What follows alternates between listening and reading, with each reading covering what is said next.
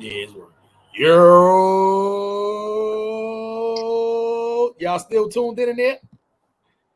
Yo, y'all still tuned in there? All right, let's get our shit right. Yes, sir. This is your boy Harlem Smiley, man. One only Dirt Gang TV, and with me always my co-host. Melly Mell, 2 L's, all caps, all facts. That is an actual factual, man. And we got a good one for y'all today, man. So we're going to get into this intro. Make sure y'all subscribe to the channel. Hit that like button. Oh, yeah. Hit that notification bell, man, to stay in tune with your latest in the hip-hop community, man. For sure.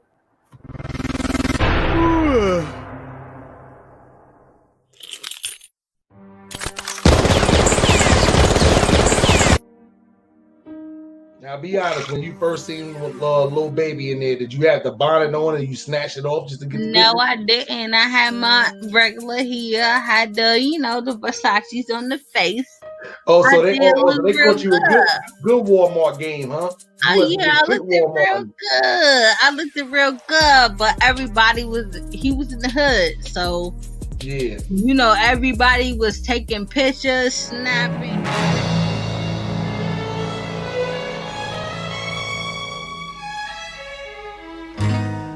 Best of both worlds, that's what you want. Harlem Smiley, the greatest, the most versatile rapper out here in these streets. Yikes! And as always, man, this around the clock records, man. We cannot be stopped. Word time, screaming out. Yo, Sig, I run with the Crips and you know this. Yo, Sig, Logan, my flex to the left cause I'm rolling. Shout out my grapes that's moving that weight. And they don't debate the record very late. We throwing them seeds from state to state. We gon' get some shit. I'm gonna be on Dirt Mob all night. French Gang to the sunlight. I'm gonna rock with French Gang all night. Smiley, Melly, this is Max Payne Tarantino. And it's in a movie. Everything's viral. I yell action and shit goes. Welcome to the best of both worlds. No. Yes, sir. Clap it up one time for the Innocent Realist podcast on social media. Yes, sir. Episode 38 with your boy, Harlem Smiley, man. And always with me once again, my co-host. Melly Mell, 2 L's, all caps. AKA Young Italy. AKA the villain, AKA 1K Melly. That's a fact, man. So we got a good one for y'all today, man. By all the likes on these channels, it should be a good one today, man. So if y'all a content creator, make sure y'all share this for the people one time, man. Support us like we support y'all. And if y'all rock with us, if y'all want to support us, throw the comments in the chat. Rich Gang, Honey Gang. Salute to everybody on Facebook, YouTube, Twitch, and Twitter right now who's watching live, man. We appreciate all of y'all, man, because without y'all, none of this is possible, man. We know, listen, and salute, today is the 21st. Salute to all the YouTube content creators who got that payment today, man. Oh, word. Salute. Time, yes.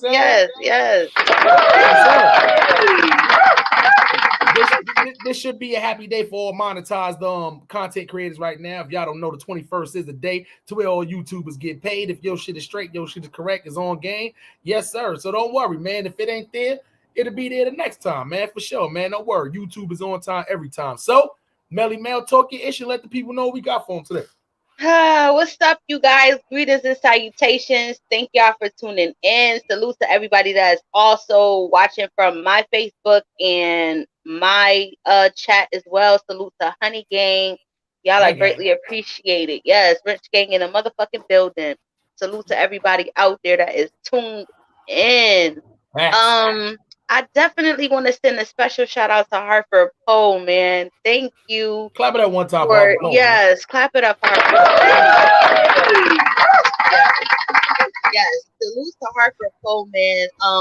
We definitely gonna do a part 2 for the viewers because we was having a little bit of connection issues. But like I said throughout the interview, you cannot deny the talent. The music is definitely gonna overshadow a lot of the connection issues that we had. So just make sure y'all stay in tune for part 2. And next week I will have another special guest for y'all. We just gonna keep this going.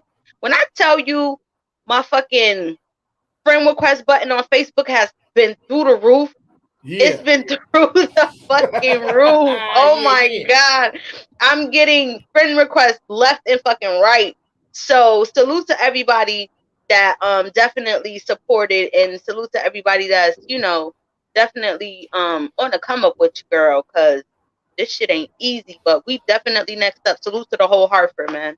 That's a fact, man. And with that being said, I'm not even gonna lie, man. Hartford Poe is he's a great lyricist. He's a great artist from the CT area. So if it's okay with you, Melly, I think I want to start the podcast off a little bit different today, man. I want to start it off with a Hartford Poe visual, man. To start this off, man. Yes, let's get it. Let's get it. No, listen, man, this right here is Hartford Poe. If you don't know, now you know. CT stand up. If you in the area of CT stand up, Boston stand up, New York stand up, let's get into it, man. We got to start supporting our own, man. We all we got. CMB. Let's get into it. Hartford Poe, man, for sure. Hold on 1 second. You got to share the screen? All right. I mean, unfortunately, man, I'm climbing, nigga. As far back as I can remember, I always wanted to be a gangster. Yeah. Hey, yo, Boker. Fuck 'em up. Yeah. Message to my niggas, small fam, you all I got. I think all the times they fed them books when I got locked. Them D's find the work, but they ain't never find that Glock. They on my ass, they had that drop. I got them bags, they had the spot. Selling bags about that spot. Neighbors mad, I'm moving a lot. Get to the bag, I'm moving the block. Consider murder, no verbal consideration. Moving in moderation, my vision to build a nation. They rather me suffer. It's sad to say for the prayers of my mother. The dying vein, the wicked ways in the hands of my brothers. Rose petals fall in the casket, then it's laid the rest. I done been fucked up and broke, niggas paid the rest. Niggas skipping school, sticking moves, trying to shake a rest. My big brother cool, but if you move, he'll break your chest, break it down. Hammers in them pounds, let them keep the rest. Epiphanies, my daughters all in Tiffany's. I'm spoiling they tears for all them years they had to visit me. They say for that Chanel, the cutest bitches, they go local. They looking past the realness just to glitter off that logo. You leave your team starving, they gon' clip you for that cocoa. They celebrating selling 6-9 and that's a no-no. So many sudden lowest blows. Snowmobiling by the Poconos. Out of city limits, I'm an open nose. Ashes flying, champagne spilling where the ocean flows. Near wifey, walking Santa Monica with open toes. Salute the broken souls. Penny pitching off the broken O's. Creases fold when them irons press. Niggas broke the cold. Just know that I am not impressed over broken holes. Gotta feed the shooters from the broken homes. Before they throw them life jackets, they gon' post some holes. So far away, I'm daydreaming like I'm close to home. Bad to the broker's bones, to the second power. I know some cold killers that got murdered by some cowards. They got us quarantining, whatever that shit be meaning. Ain't no powder in the city, Freddy Whopper got them leaning. Don't have them federales watching, try and bring the team in. It's gon' feel like you dreaming till you see them real subpoenas, then it's all over. Deal with the hand dealt, you can't start over. And you don't know what's hitting till you flip them cards over. Ain't no guarantees, it's 50-50 when you cross over. Gave him 35, deflate, on them it was all soda. It ain't too many who did it, made it and fell back. They sympathize on the weekends, they had to sell crack. He dropping jewels, I'm listening, couldn't help that. And every time he said it ain't no friends, it's like I felt that. Panorama dreaming, see the panoramic scenic sun roofs in the light, moonlight shine between it, hit the ice when I smile, diamonds bright, see him cleaning. Some grungy motherfuckers now, I'm smiling for no reason. From homicide, Hartford, it don't matter what's the season. Them niggas that get the squeezing, they be crying now that weekend was a good dude. They say they love him like cook food, he playing so he paying like he weighing, making quick moves. I'm nervous, sloppy niggas make me skeptic. Even if you my brother and you tell I can accept it, I'm morally raised. Pounds of sour in the duffel, leave odors for days. They stole some hammers out the house, but they noticed decays. Mornings in them trenches, hustle heavy and forcing the plays. Stop suing company, I'm stuck in my fortunate ways. Tried to double back, sometimes it always cost me. They got the nerve to act like it was me, them niggas lost me. Oh, man. You niggas lost me, man. You still losing me, man. You niggas changing, man. I guess it's me, huh? Hartford Poe. Yes, sir. That right there was Hartford Poe, man. CT's finest, man. If y'all want to stay in tune with Hartford Poe, y'all go over right now and subscribe to his YouTube channel, man. Hartford Poe, and it's spelled just like that, man. Very talented young man. And Melly, I ain't even gonna lie. It's gonna be very good for you to get in tune with these CT underground artists. Yes. You know, when this kick off and then we kick that record label off, if they ain't got no, you know, no situations, Melly gonna have one for him, man. Salute to everybody in the Yes, building, man. yes. Salute, salute. Oh yeah. You know what I'm saying? So, what we got for the people today, Melly Mells? We got drama from 1998 popping Damn. off. Can't nobody Drama. take my pride. For real, yo. Drama from 1998 popping off. Like, you would think after so many years that, you know, it just wouldn't be an issue no more, and it wouldn't be that much of a big deal. But you got issues from 1998 that's, you know, people are still talking about. Because to be honest with you, it's not just Mase who I've seen like coming out telling stories. P. Diddy's old bodyguard, Gene Simmons, has a whole YouTube channel dedicated to just telling these stories.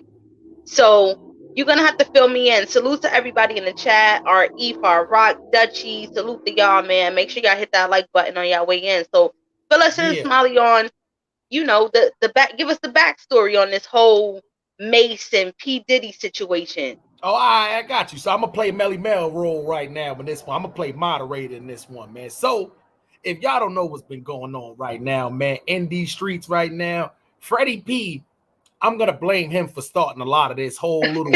I'm gonna blame him because that he would have never come out and complained. Yeah, we blaming Freddy P. If he would have never came out and cried on live and told people about he was about to, you know, potentially do something to himself for walking to get that cheesecake so many years ago, I don't think none of this would have been coming up, man. So I think Mase got tired of the whole, once he heard Freddy P and heard all the situations and then started really sitting back and think. One thing Freddy P said that stuck out to a lot of people: Dre made a lot of millionaires. Jay-Z made a lot of millionaires. You get a lot of these big artists in their caliber that later made a lot of millionaires, right? But then I look at Puffy, right? Biggie died very early, but we know Biggie was definitely made millions, but he died very early. You look at everybody else besides him, from the 112s to the Face to the Mase to the Loons. He kind of got a point with not making, like, where are these people now? None of these people is still around, and we all sat back and wondered, what was he saying? So Mase made a diss track called The Oracle 2. Now, I don't know if y'all heard the Mase diss track or not. I'm gonna be honest. The best part of the diss track was Mase calling him a nigga. It was just, you know, it was very, I'm gonna be honest. That's funny. That was the best part. When he said nigga, he was like, oh shit, Mase back to say that's murder Mase now. That what he's back to saying. I'm gonna be honest. The track itself, it sounded like it wasn't engineered very well. He was rhyming too fast for the beat. It wasn't a great rushing beat. It. Yeah, it sounded like he was like, fuck it, I just need to talk my shit on this beat. But Mase last night or 2 nights ago did a concert, because now they starting to book Mase since he did the Diddy diss. They starting to book Mase again. He did a concert and he did a 15-minute freestyle where he pretty much was dissing Diddy as he was freestyling, and brung up the fact that Diddy had something to do with Biggie's death. Also brung up the fact that the Notorious B.I.G., they had a celebratory concert for him. His own daughter, Tiana, couldn't even get in the concert. Oh, wow. But Mase also said he know Diddy friends had a lot of tickets in there, people who didn't even know Biggie. Oh, wow. A lot of behind the scene stuff has been going on. Now, I didn't see Diddy come on there like he did at the Freddy P. Talking about, I'm still hungry. You should still be hungry. I didn't see him do that. I didn't see him do that.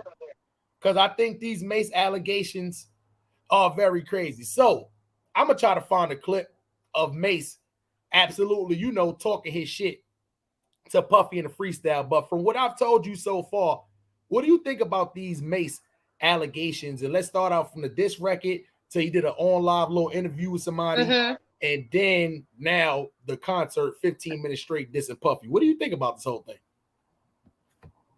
I mean, get your shit off. Get your spill off. I mean, What else could he possibly do? He's been gone for so long, you know. I'm gonna say past the Mase, you know, been gone for so long, and now he's coming out, back out, and you know what way to get your name back buzzing than to come out swinging like that? Yeah. I mean, he got to try some type of way to come out, because if he didn't mention Diddy or he didn't mention stuff that he probably knew about back then, who's gonna be talking about him?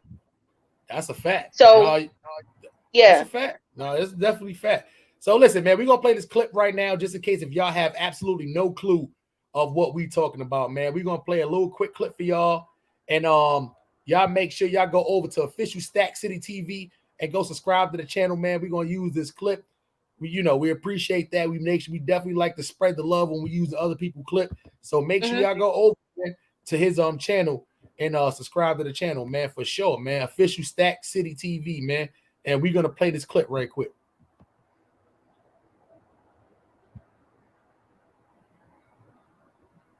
Ain't no audio? Gotta be some audio. Oh, hold on. Let me find one with some got audio. it on mute. Oh yeah, of course, my dumb ass. Still, my nigga, change your name. And I see no integrity in your name. And I'm haunted by the ghost of fame. I think it's jumping like a mosh pit, nigga.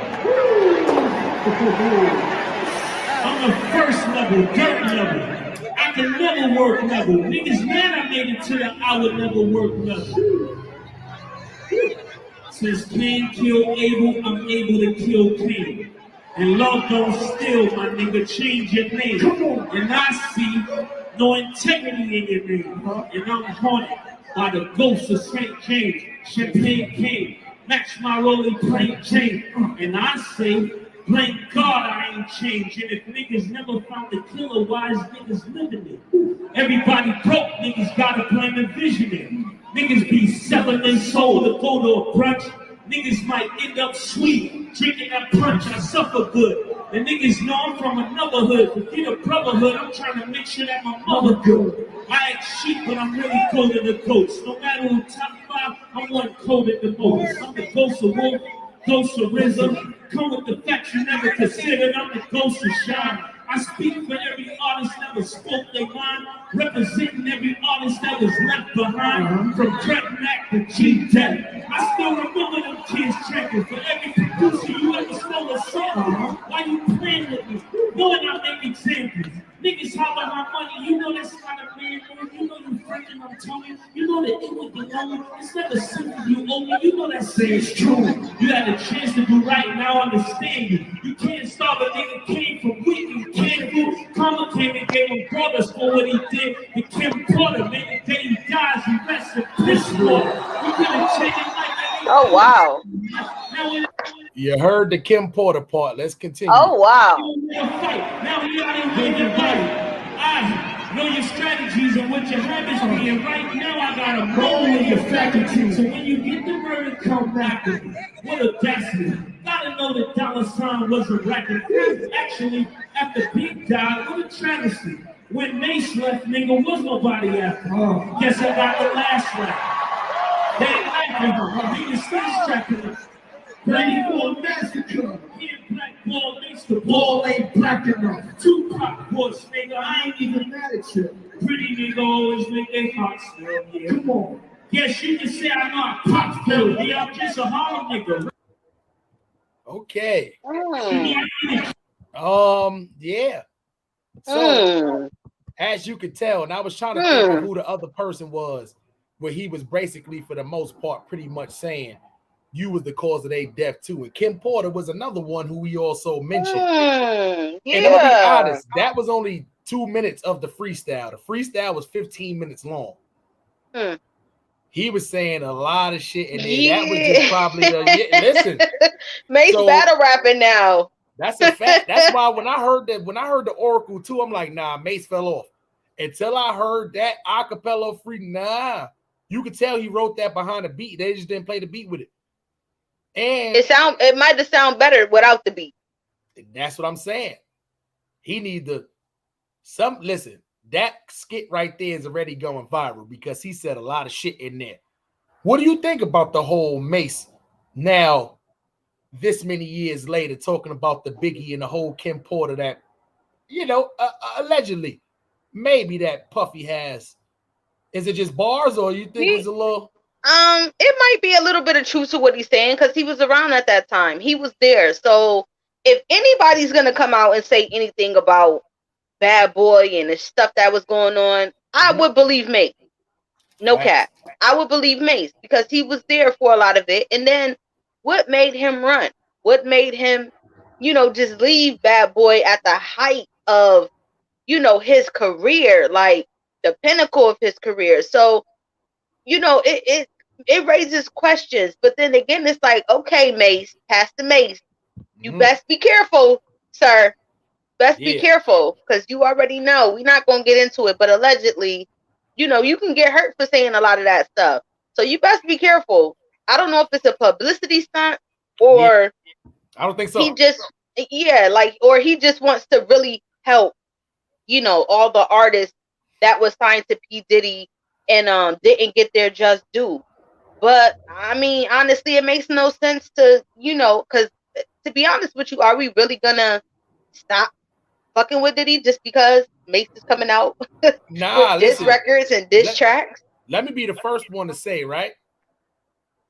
This is content. This is something to speak on. Right. Oh, we love Diddy over here. Revolt TV. We listen.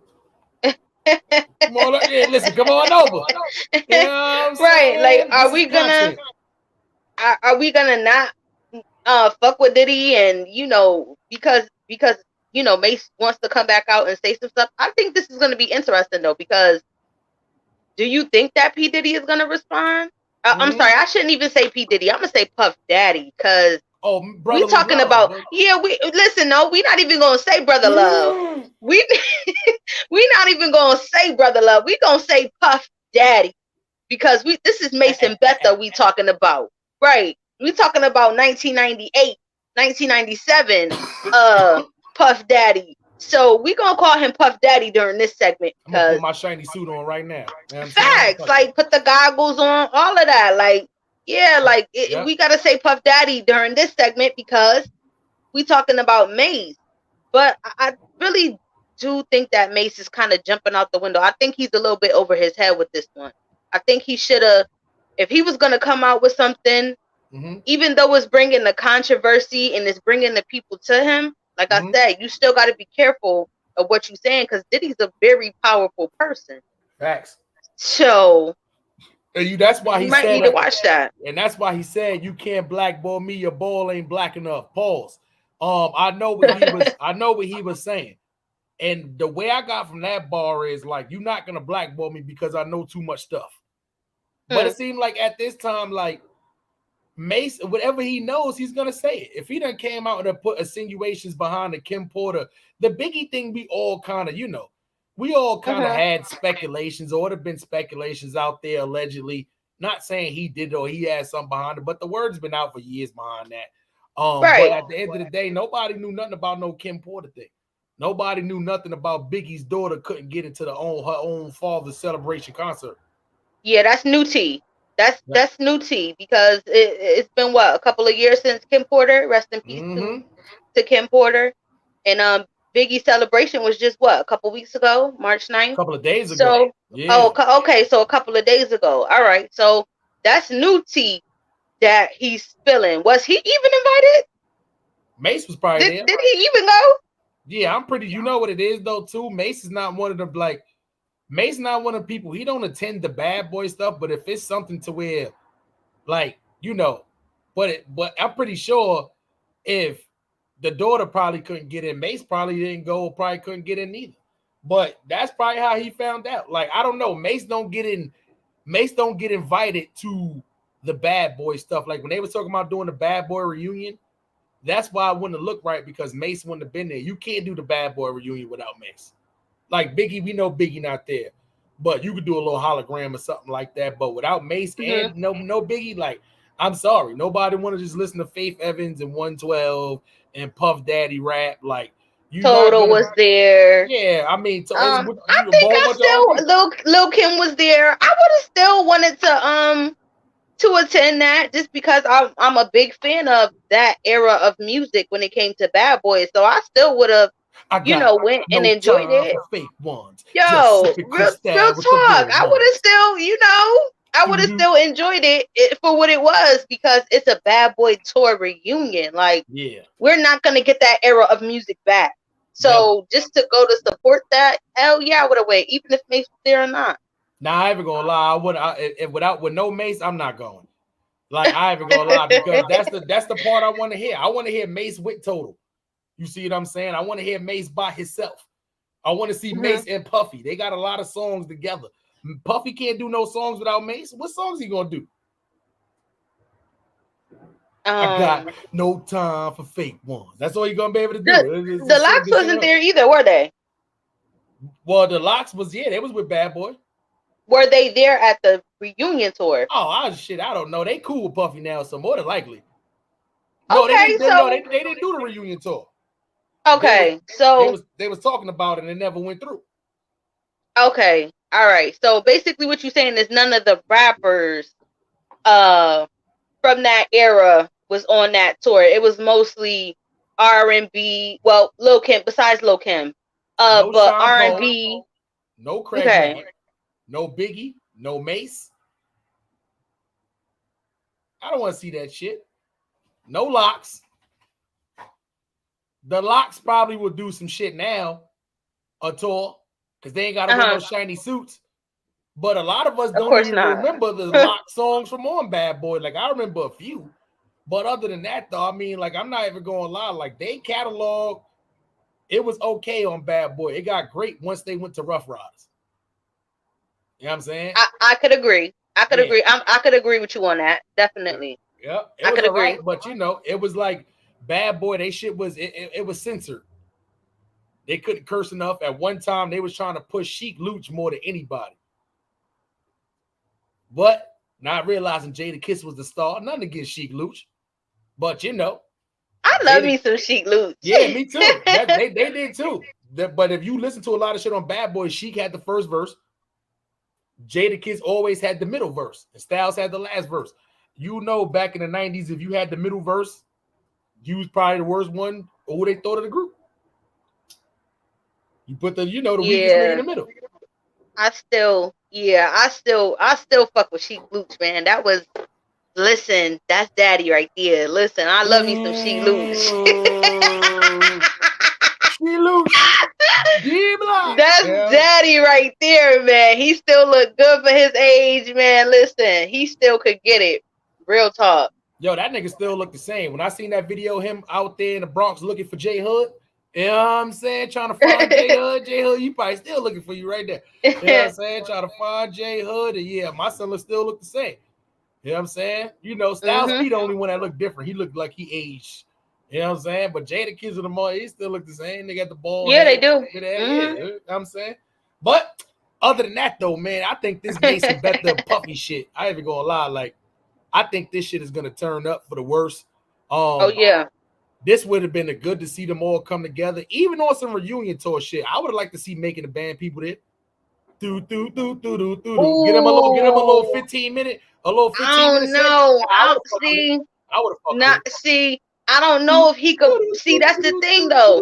I don't know if Diddy could pull that together, though. Like, even like with the Day 26, Danity Kane, he'll probably have only like certain members there because think about it. After Making the Band, he went off to go start that Diddy Dirty Money with the girl Dawn and then the other chick who was on Love and Hip Hop for a couple seasons. But what after their first albums and shit, like that's it though. That's it was no more. Yeah, 15 minutes. That's all they can do. 15 minutes. Yeah, like what could they really do? Like bring back Showstopper and Damage and I'm not talking about all of them. I'm only talking about the Making the Band niggas. Chopper. Oh, Making the Band. And they only had like two singles that we really, but they only had like two singles that we really knew off of that EP. Like that's not even gonna take 15 minutes. That's gonna be like a good 10.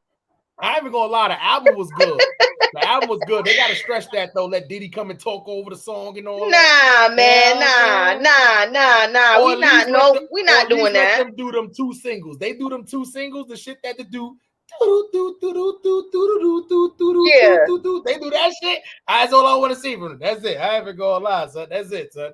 That's Yeah, all I and want they to would have to bring out Farnsworth Bentley with the umbrella dancing everywhere. Listen, they that's would have to bring him out. They would have to. He's still dancing around with the umbrella. Yeah, he was a part of Bad Boy for real. Like they would have to bring him out. Yeah, what so happened to that nigga, son? he's doing pretty good for himself. He has an Instagram. He's doing pretty good for himself, man. He's not doing too much like, out in the spotlight, but he's doing pretty good. He's married. He's doing pretty good. Yo, Diddy, me and Melly Mel don't care what Mase is talking about. We know you giving that podcast money out. Revolt TV, best of both worlds. We fuck with y'all over here. You know what I'm saying? But I think, Daddy. Yeah. Brother Love, whatever you want us to call you. Listen, I tell you right now, for a Revolt TV podcast deal, something nice, I'll fly to the Brooklyn Bridge right now. I don't know, man. I don't know. I wouldn't tell you to do it. I wouldn't tell you to do it. For me, you know how stupid y'all is. That shit will not do nothing to my pride. Shady business. I'll fly right there. But see, that's the thing. That's the thing though. Like when you're known for having shady business deals, it will make you not want to, see, I'm on the fence with that. See, I will have to have I have a love-hate type of way when I think about P. Diddy. You know why I say that? Because his vision, what he does is so great. His talent is undeniable. Like he'll turn sugar into shit. Shit to sugar. Like he's good. You know what I mean? Like he know what it takes to make it in this industry. Like he has a lot of knowledge. But that knowledge also calls for him to do shady business deals and not give people, what they deserve for their talents and making his record label. Because to be honest with you, you could have all the talent in the world. You could have the vision and all the vision in the world. But if you don't have people to execute that vision, or you don't have a good team to make that happen, then what else do you really have? I'm sure he couldn't make all of those records by himself and be hot. Let's be real. He's not that great of a rapper. Yeah. You know what I mean? So he couldn't just push out albums and albums and albums by himself. He's great as the background. He's great as the producer. You know what I mean? He's great as the visionary, the ear for the music. Yeah. So I have kind of like a love-hate relationship with that. Like you need to give them people what they deserve. And it'll just make me not want to do business with him because he be doing shady, he was doing shady business deals. Yeah. But that's why that's just my opinion.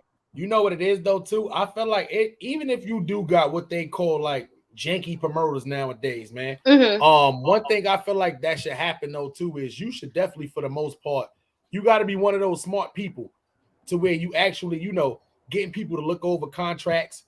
Yeah. To where you're actually discussing your deal and not just taking anything. You see what I'm saying? A lot of people sometimes they literally just go for the first deal or the first offer because it'd be more money that they seen before in their life. But me, I'm one of the people to where like, nah, negotiate your deal.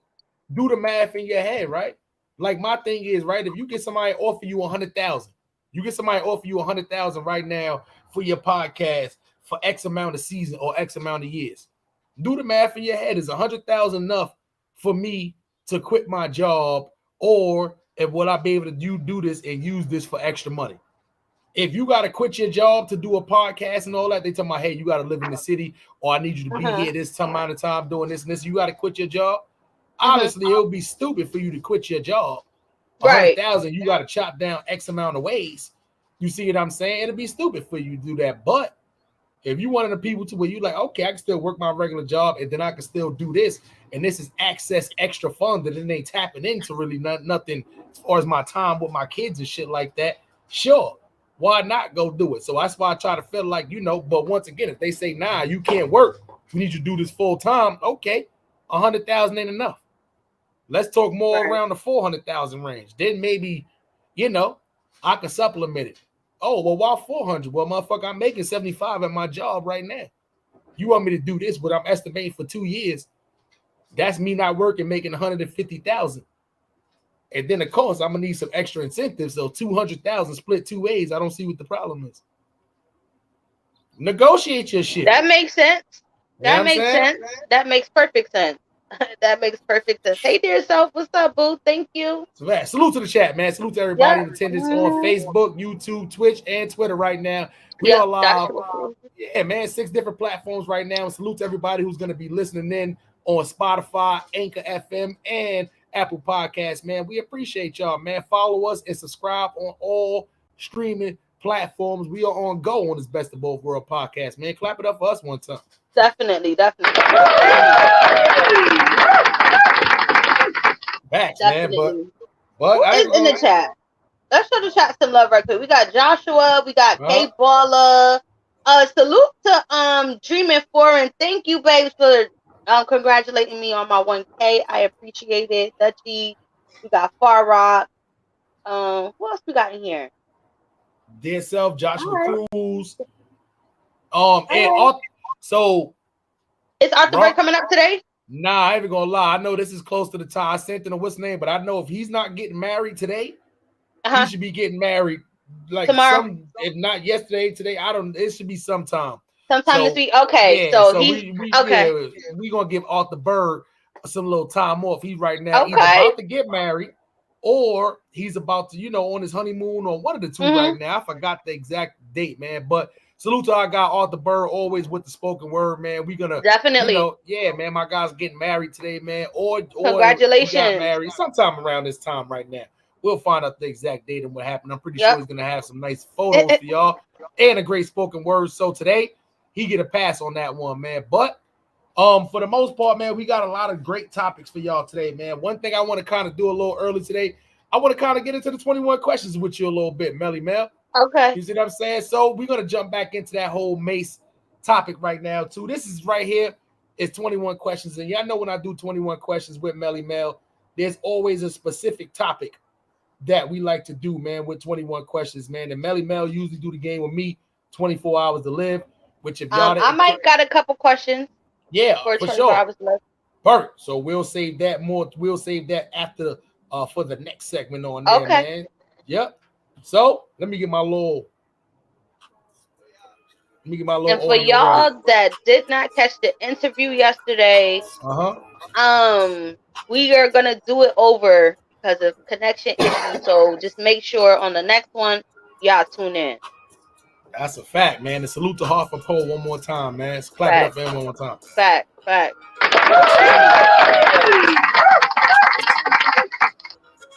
Okay, Melly Mel, you ready? All right. What you got for me today? What you got? All right. So today's category is weed head and crackhead options. Oh, goodness. And I know what you're thinking, right? Why? It got to get it too. Why? So this is a good one right here too, because we always give Melly Mel topics with the 21 questions. So this one is weed head questions and crackhead questions. Oh, so I'm gonna give Melly Mel 2 options, and she has to pick one of the two. If she picked both or neither, she must take a drink. And I'm not drinking right now, still a little daytime out here, but I'm gonna take a pull of this marijuana every time she gotta get ready. So you ready? Okay, ready. Don't worry. I'm ready. The questions is not what you think, but a little bit. Okay. Question 1. If you had to choose between the two, I only had the 2 though. Or would you choose wine or champagne? I would go with wine. Okay. Think like a crackhead. I only got cigarettes or Black and Mild, but you gotta smoke one. A cigarette.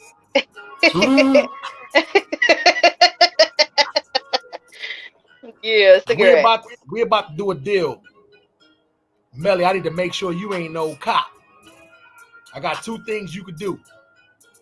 You can sniff this coke or you can smoke this crack rock. Ooh. I'm not doing either. You gotta drink. I'm not doing either. I'm just Melly. Oh, you a cop?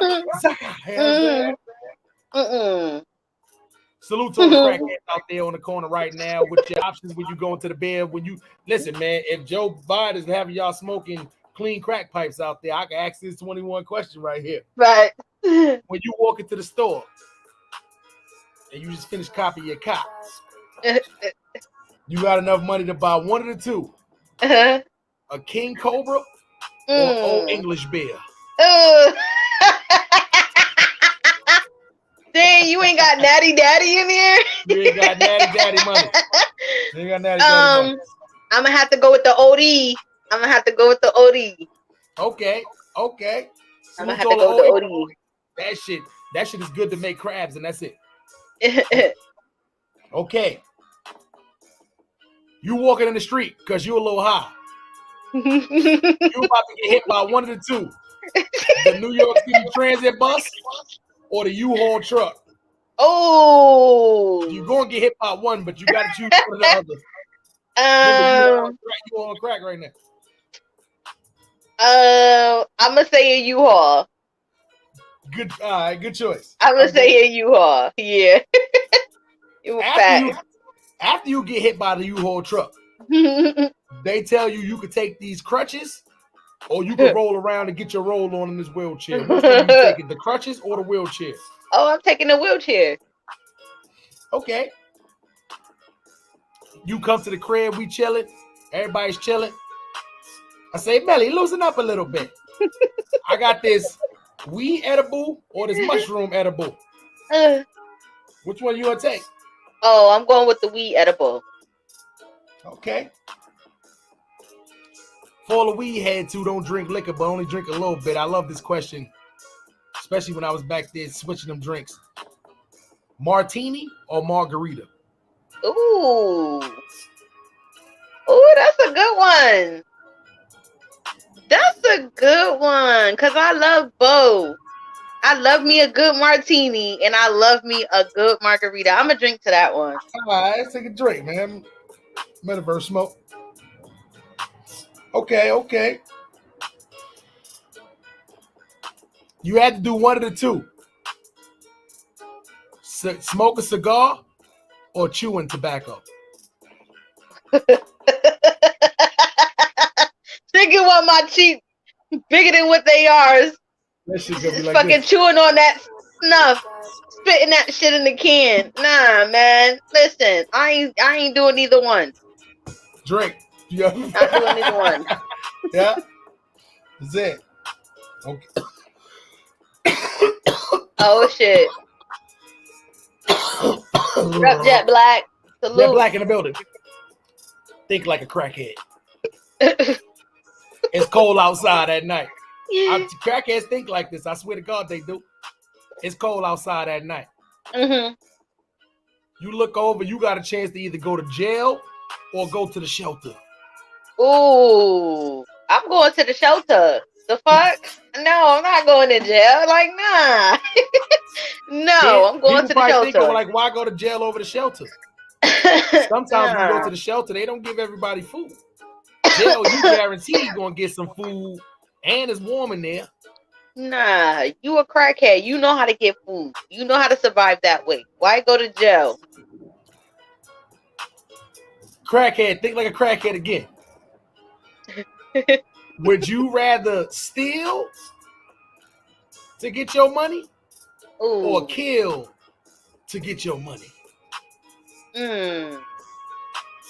That's a good question. That's a good question. You roll through the system.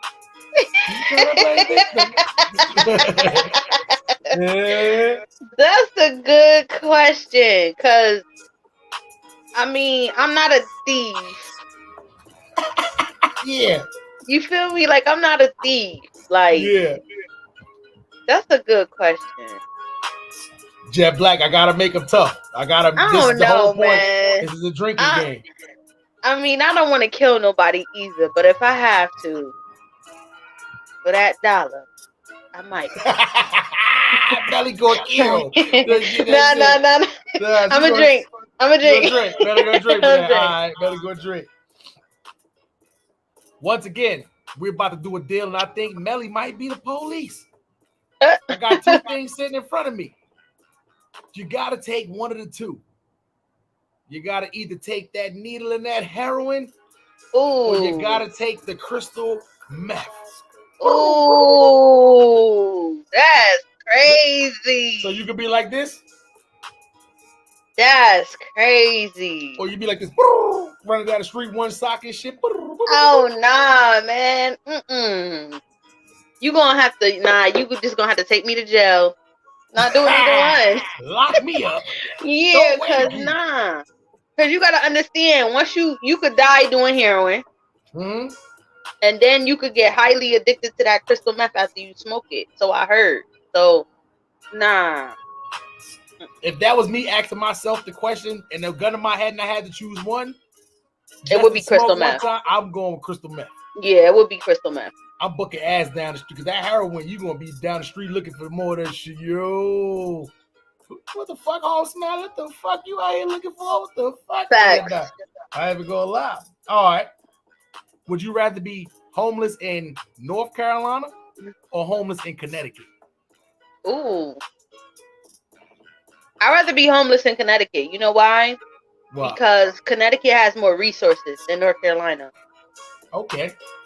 North Carolina don't have North Carolina don't have that much resources like as far as like help. So I would rather be in Connecticut. Yeah. Think like a crackhead. Mm-hmm. I come up, I'm the hustler, right?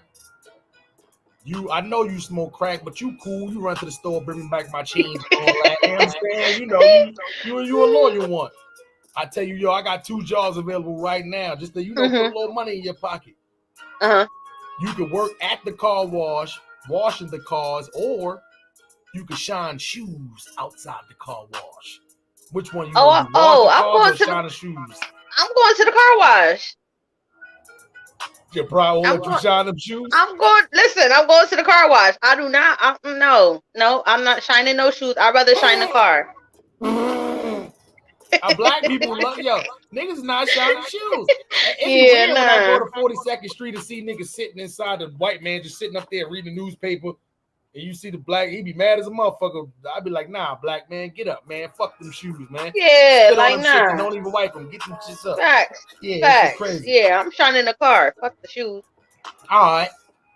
Think like a weed head. You ain't got no driver's license, and you just went and picked up an ounce. How you get back? You taking the subway station or you taking a transit bus?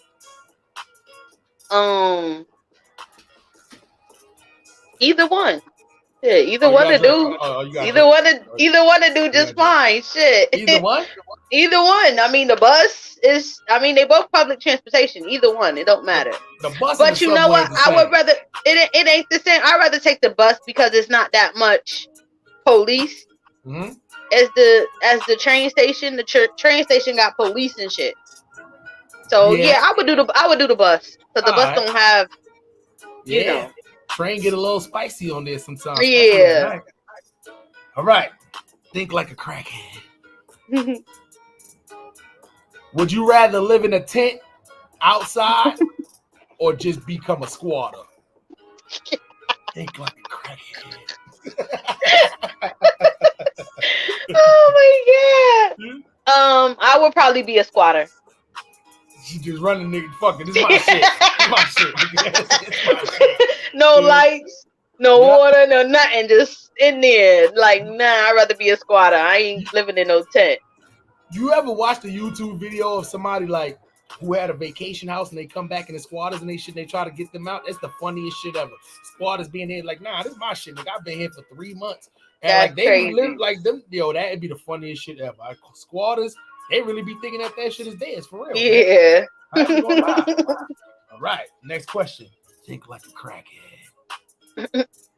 211 still reserve, or that natty daddy, baby? Shimmy, shimmy, y'all, shimmy, yeah, shimmy, yeah. I'm going with the natty daddy. Oh, I knew you was like that, baby. All the crackheads and crystal meth heads out here like, nah, she bugging. That 211 still reserve. I'm good with that natty daddy. You know what I'm saying? Them shits only cost $1, and I'm going with the natty daddy. Okay. Think one more time like a crackhead.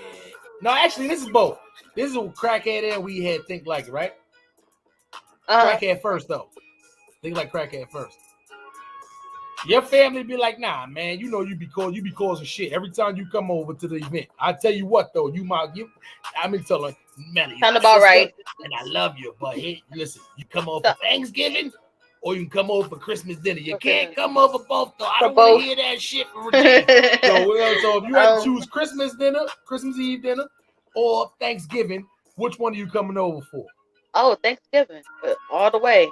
Extra plates up ass? Thanksgiving. Mad foil. Thanksgiving. Mad plastic bags. Niggas being there. What the fuck you looking for in here? Oh, the plastic bags, bro. You know, Thanksgiving. You got a refrigerator, man. Right. Salute to everybody in the chat, man. We appreciate salute. Man. This is 21 Questions with your boy Harlem Smiley and Melly Mel. This is the Think Like a Crackhead and Think Like a Weed Head edition right here, man. We almost done, man. This last one. No, I'm sorry. We got two more. This one. Think like a crackhead. E&J or Georgie Gin. You gotta drink one of the two, though. Oh, she turned the camera off. She turned the camera off. Nope, you gotta drink it think like a crackhead. Because if you know you're crackhead, you got one of them two sitting there. You like, damn, Georgie Gin, E&J. Listen, I come up, listen. I know it's cold out here, Melly Mel. I know you're ready to get right. I got this Georgie Gin and I got this E&J. Which one you want? I feel insulted right now. Oh shit. You know what I'm saying? I almost got up and walked away on camera. Oh shit. That's it. There's only a two options. I'm not giving you no Hennessy. Crackheads don't drink no Casamigos. No. Oh shit. Off the bird in the fucking building. We're gonna get them up here soon, baby. Nope. Let's see you. No, I'm drinking to that, and it ain't either one of them two. Not drinking none of that shit. All right. Last question is a double entendre. You got to think like a crackhead, and you got to think like a weed head, right? I bust in the door. Boom! Give me everything you got, Melly Mel. And by the way, I'm about to make you smoke this crack. You can smoke it out your bong. Who does that? Crack pipe. You do some Netflix shit. Smoke this crack and give me everything you got. You can smoke it out your bong, or you can smoke it out the pipe. Ooh, if you it was out of one of the clean Joe Biden pipes, or would you just smoke it out the bong and hopefully the weed residue mix in with it? If it was you saying if I had a choice to smoke crack out of a bong or a pipe? Yeah, you had to though. I bust in the door. With I had to. Yeah. Okay. I'll probably smoke it out of a pipe. Damn, out of the clean Joe pipe. That's the only way. I feel like that's the only way you can really smoke crack.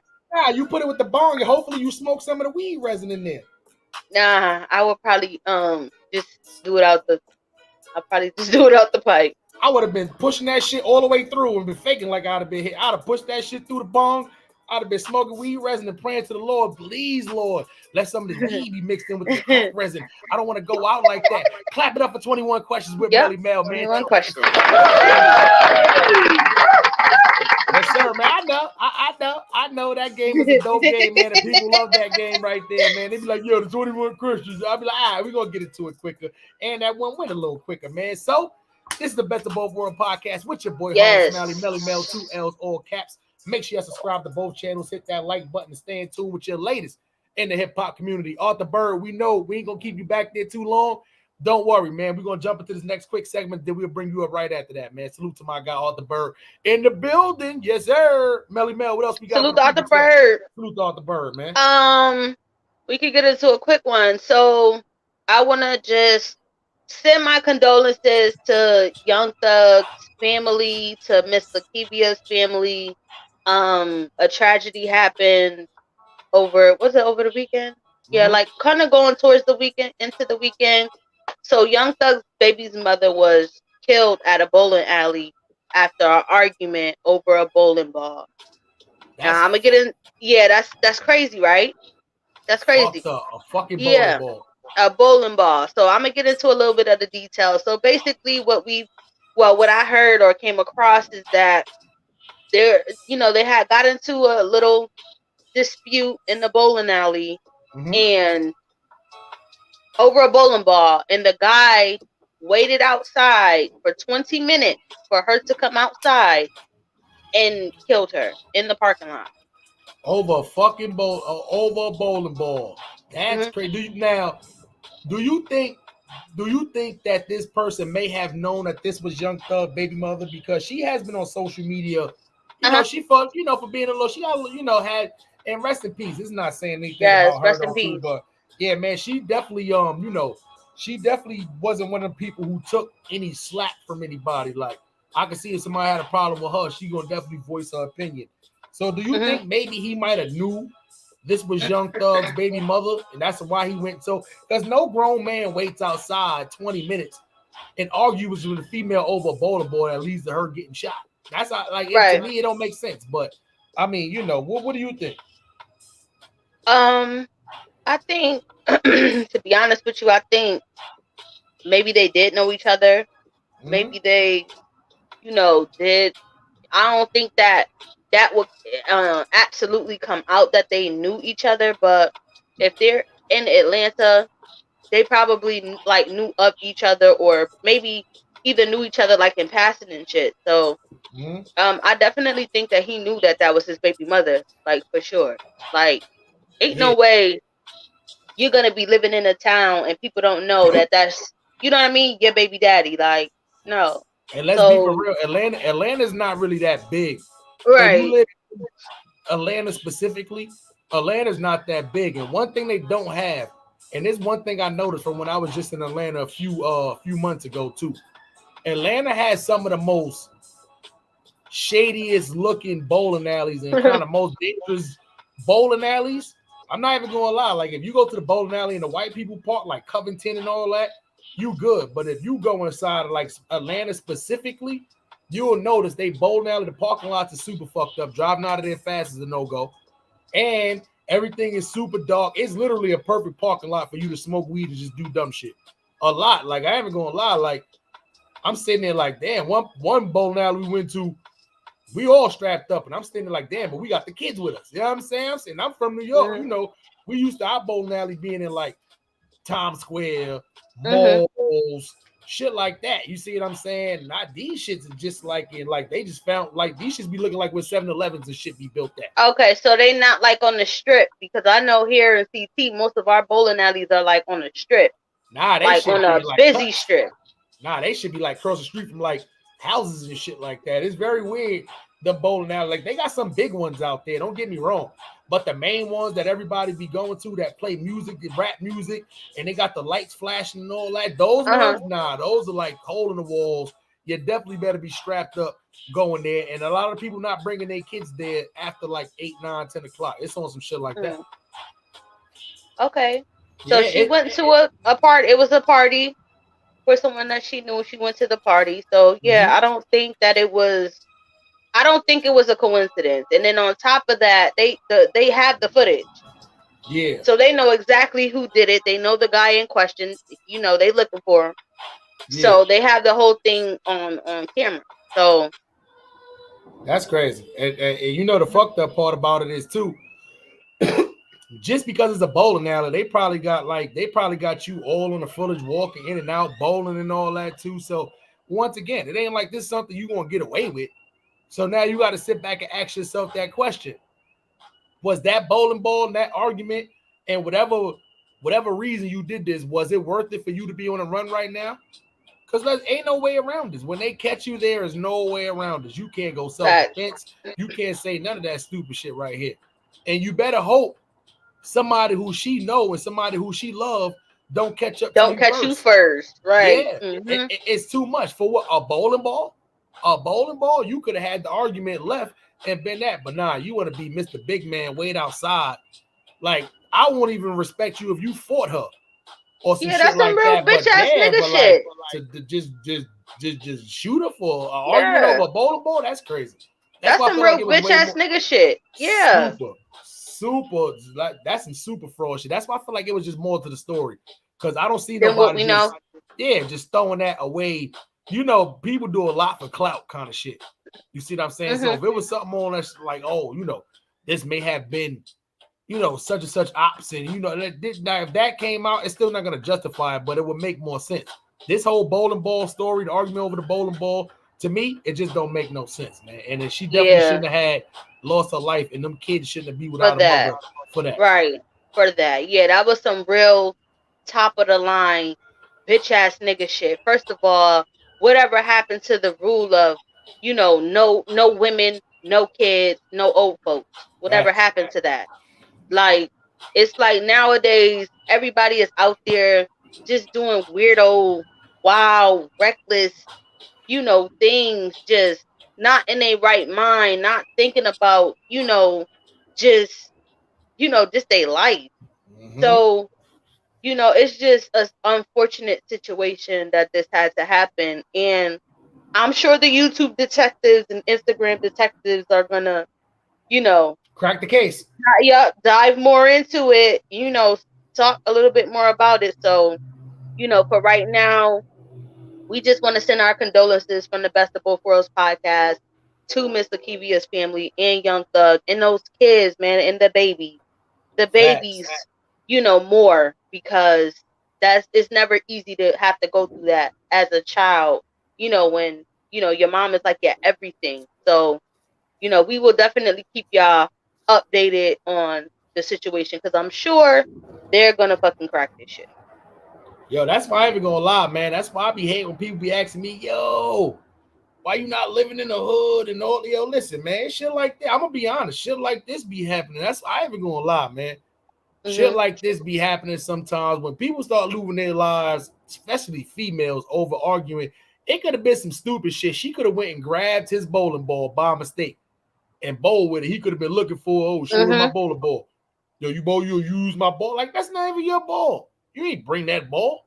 That's not your personal ball. Like that, yo. Anyway, one thing for sure, two things for sure. He's definitely gonna get caught by the police or somebody from this lady family, and hopefully he's ready to deal with those consequences, because that lady should have never lost her life that night over no damn bowling ball, over no argument, over no bowling ball. I mean, like, what are we coming to? What is this world coming to where you're not even safe bowling a ball by mistake or something like that? That's crazy, son. That's crazy, man. Right. And Young Thug ain't no little nigga. So Young Thug ain't no little nigga. So yeah, they better pray he get caught for his family.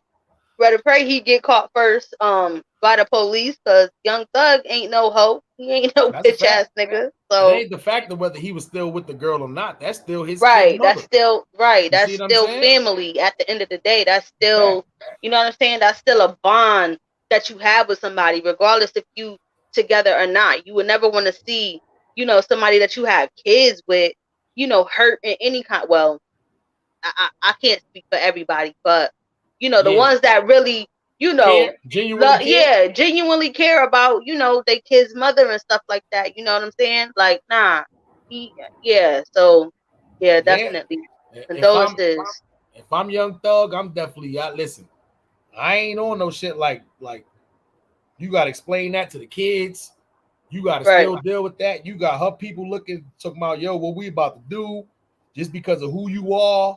You see what I'm saying? It's people that's probably gonna be blaming him, because you know, when you the celebrity, they gonna be, oh, this is your fault. You see what I'm saying? Shit like this. So you know, that's why I said, man, if I'm him, just for my kids' sake, I'm definitely out right now, locked and loaded. Not me, maybe specifically, but niggas is locked and loaded looking for this man. But knowing him, he'll probably out of state, because he know everybody got his picture and all that. And I know they're gonna release the footage. They're gonna release the footage soon, but it's still an open investigation. So they, you know, they're gonna do it but they're gonna release the picture. They're gonna release the picture for sure. And when they do, he can't go nowhere, man. You will right now, they looking for you, man. But at the end of the day, we gotta stop this senseless killing. You know what I'm saying? Because this shit is getting ugly out here. It's getting nasty out here in these streets, man. Word up. But you got anything else you want to speak on as far as the Young Thug? You know, And what's her real name? Because I don't want to keep calling her Lakivia. Yeah, you anything you want to talk Lakivia. more? Rest in peace to Lakivia, man, and my condolences, man, to the family for sure, man. Yeah, that's basically what I want to say. Like, rest in peace. Condolences to the family, to the kids, man. Just if y'all are into like religion and stuff, pray for them, pray for that family, man, for sure. Like, say a prayer, and because it's never easy. So we'll definitely keep y'all updated on this case, because I'm sure there's probably more that's gonna come out surrounding it. So we'll keep y'all updated. Facts. Word up. And please, for the trolls out there too who are gonna try to paint the picture and paint the narrative that it was somehow this girl's fault, just remember, man, she got family out there, she got loved ones. I don't give a fuck if she hawk spit and she got corona in this nigga face. That's still no reason for him to, go out and go do what he did, man. But at the end of the day, man, rest in peace to the family and our condolences again, man. Arthur Bird. Yo. Arthur Bird. You on mute? Arthur Bird, what's up? You on mute, Arthur Bird?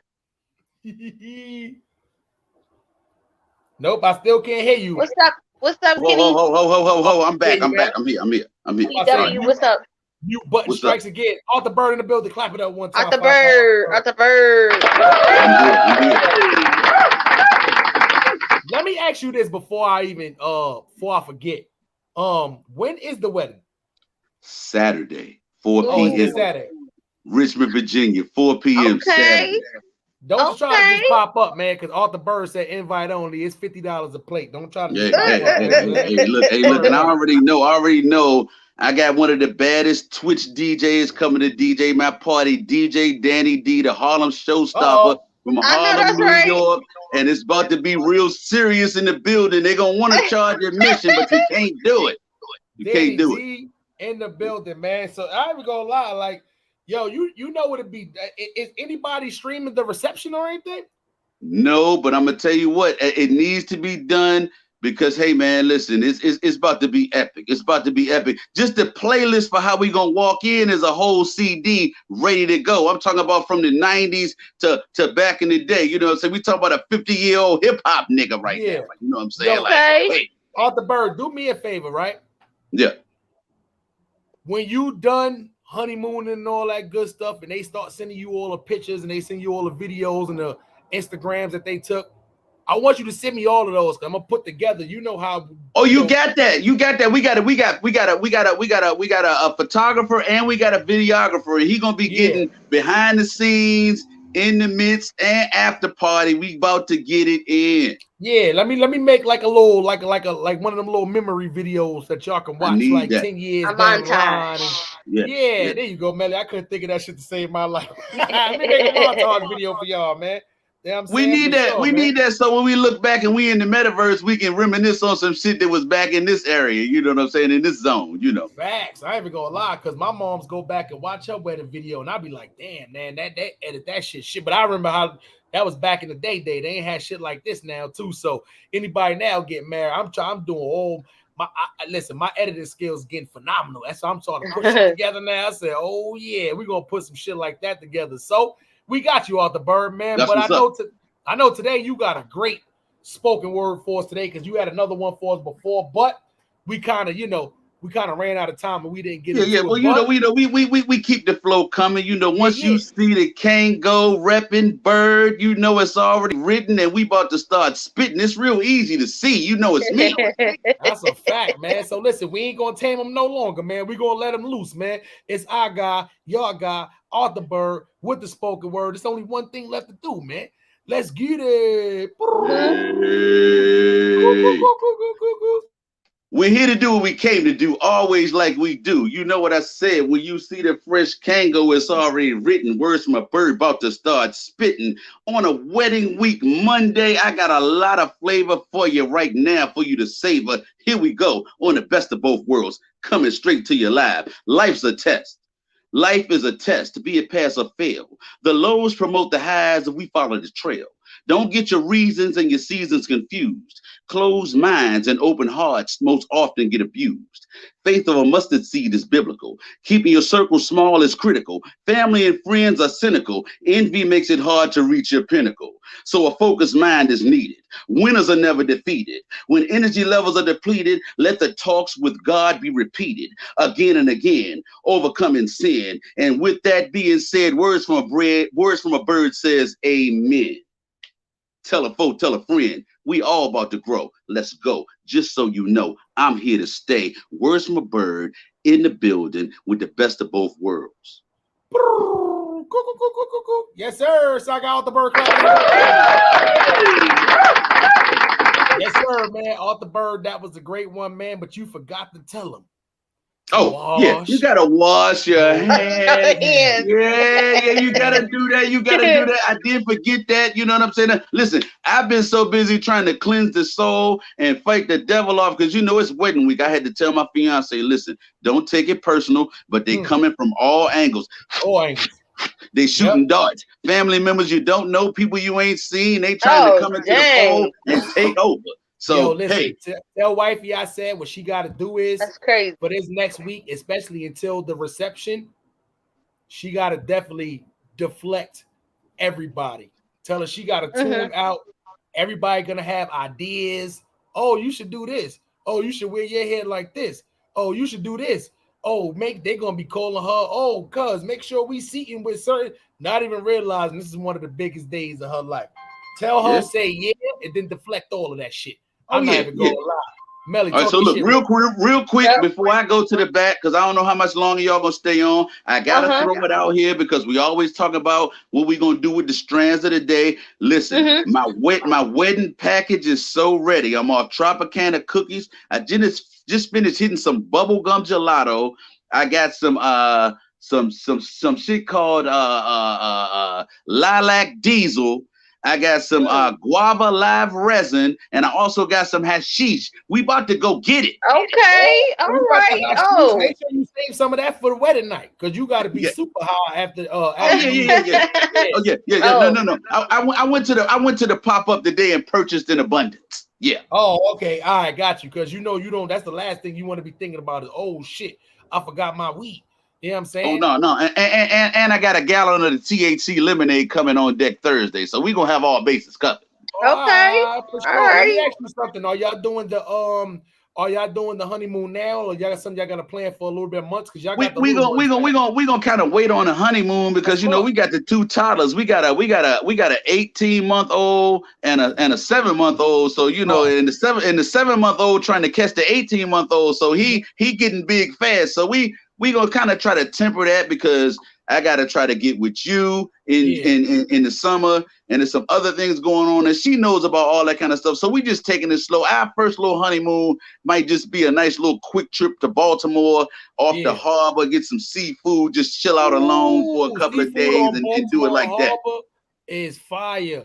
Please, if you go to Baltimore Harbor, go to the Wax Museum. That's my favorite thing to do in Baltimore. It's not too much to do in Baltimore. You eat great seafood in the harbor, and you go see the Orioles, and after that, you get to see the Wax Museum. After that, go home.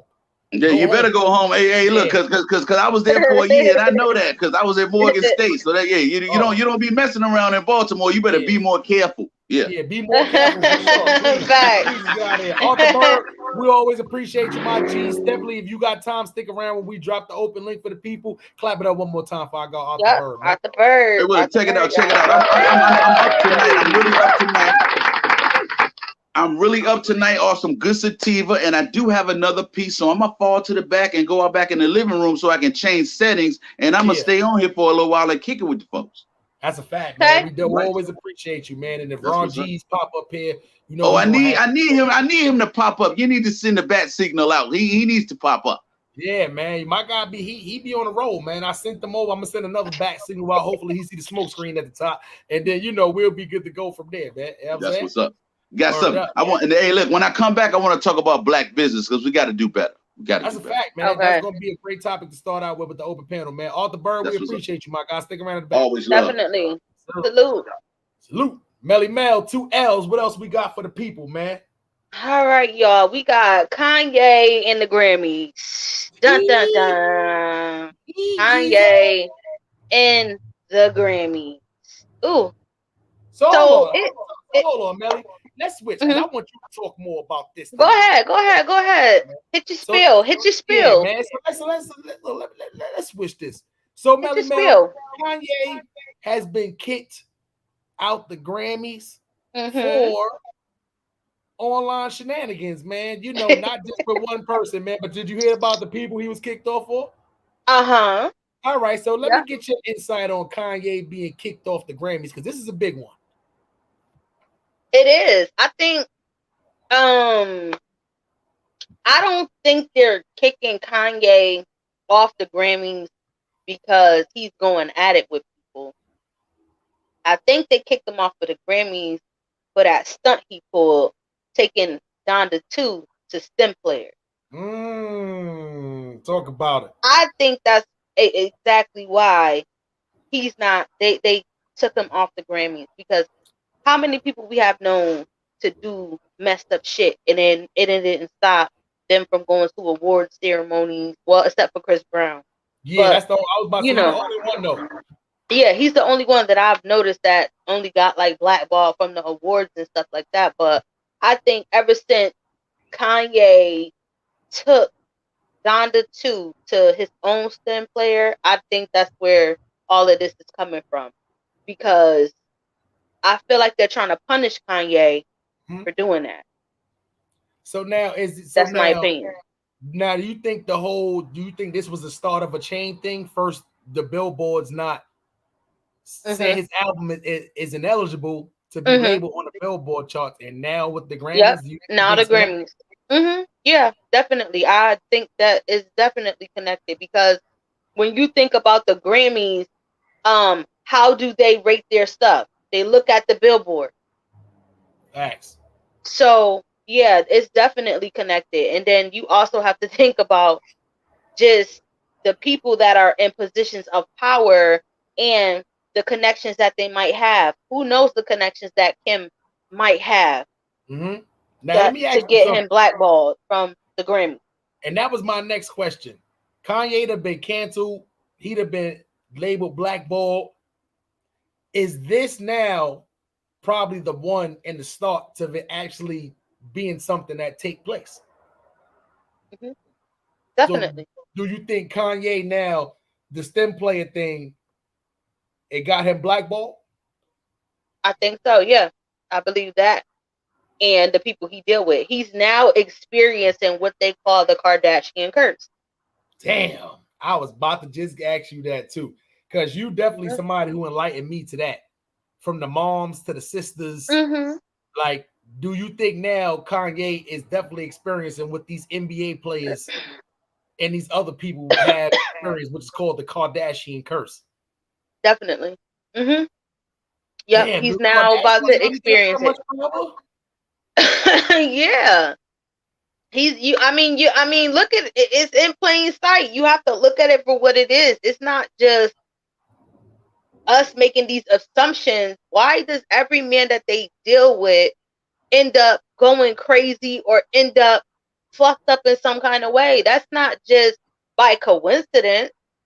Like, I don't believe that's just by coincidence. I feel like something's really going on. Like, it's not. So now that he's no longer with Kim, I feel like he's about to start. It's about to be a snowball effect that takes place with his life. It's about to start really spiraling out of control. And to be honest, I feel like at that point where they was just like, okay, we just gonna go our separate ways. He should have fucking just took the high road and been like, all right, cool. You want the divorce? You want whatever? We could still be amicable. But now that it's going to just a different height and it's at a different, plateau now with the back and forth with the Pete Davidson and all of that. Oh yeah, they out to destroy now.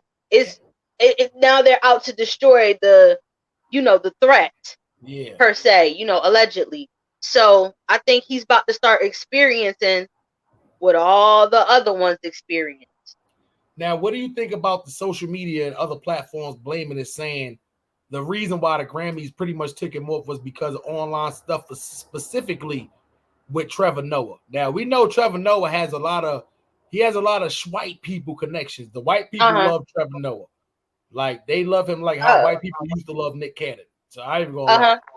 So what do you think about that? Because I think it's been mad stuff. Pete Davidson, Kim Kardashian, DL Hughley. It's been way stuff. But what is it about Trevor Noah specifically that you think the reason why that they putting that specifically on him? Because of the influence that Noah Trevor has. I believe it's more so like the influence. If you can influence more of that crowd of people, then they're gonna automatically be on your side. They're gonna automatically side with you. You feel me? And versus Kanye, and then they're looking at him as the villain right now. So, I mean, it's only there. But I just think that sometimes people should just mind their damn business. If he didn't mention you or come for you specifically, shut the fuck up. Because what the fuck what do you have to do with it?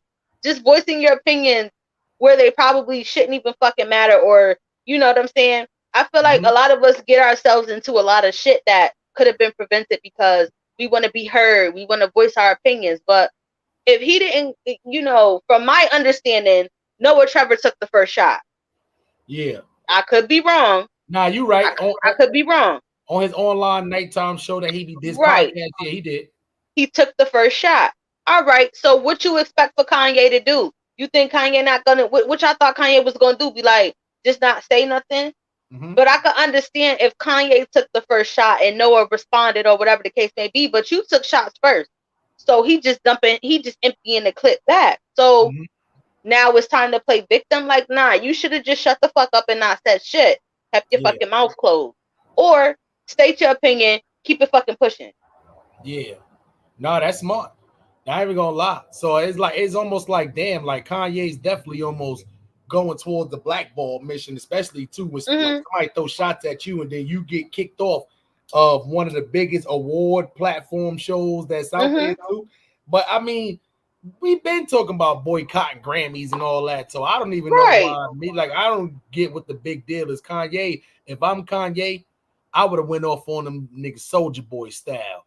I would do some shit like that. And being that we on Soulja Boy, man, I want to ask you a little something. What you think about this little clip right here, man? That we gonna play real quick, man. Soulja Boy, Big Draco. Facts. Pete Davidson, PSA. Watch your fucking mouth when you talking to Kanye like that, nigga.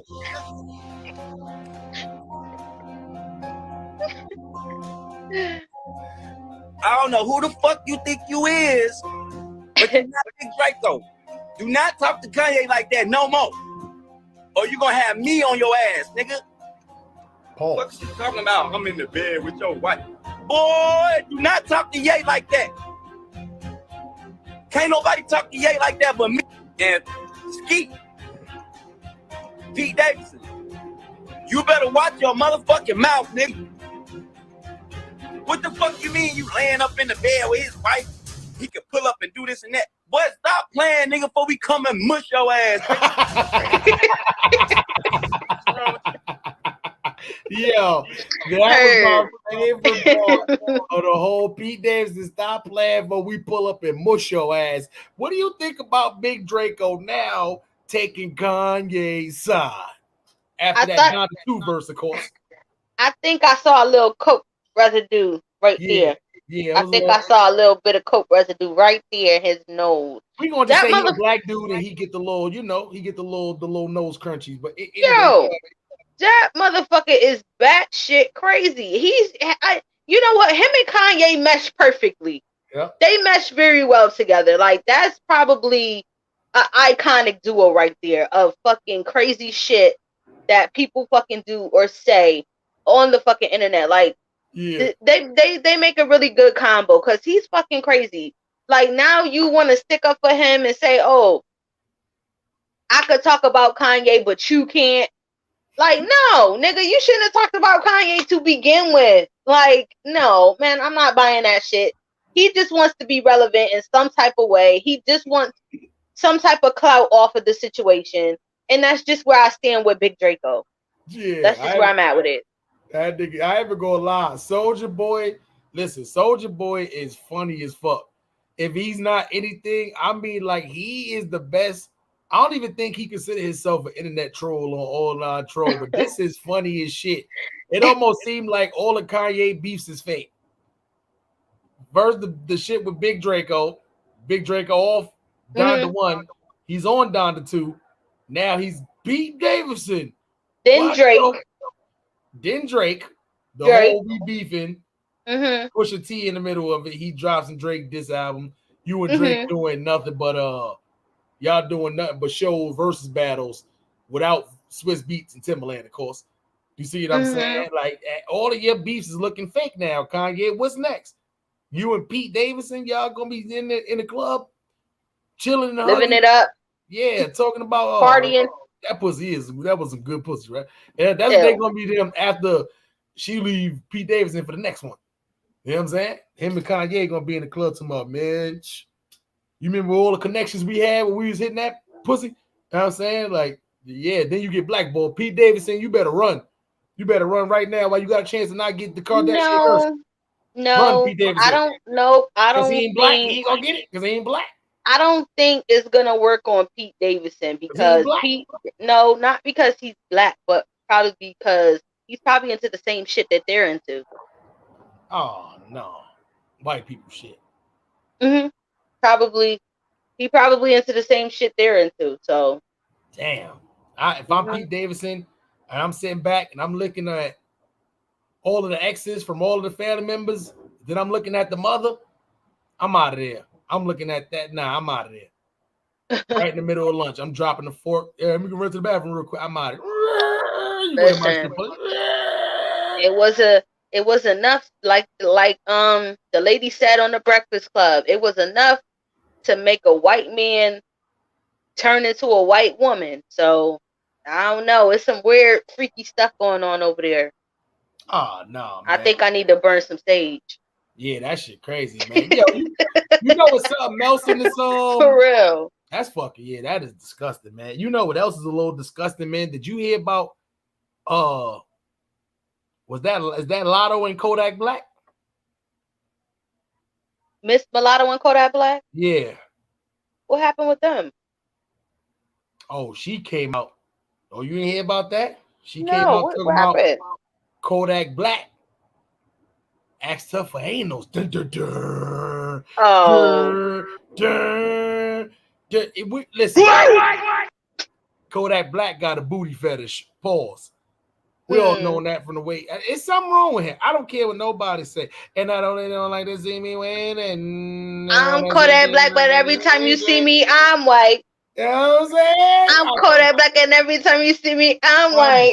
You know what I'm saying? I'm white. Like what, Kodak? Come on, son. Yo, Kodak be trolling, man. See, a lot of people don't catch his.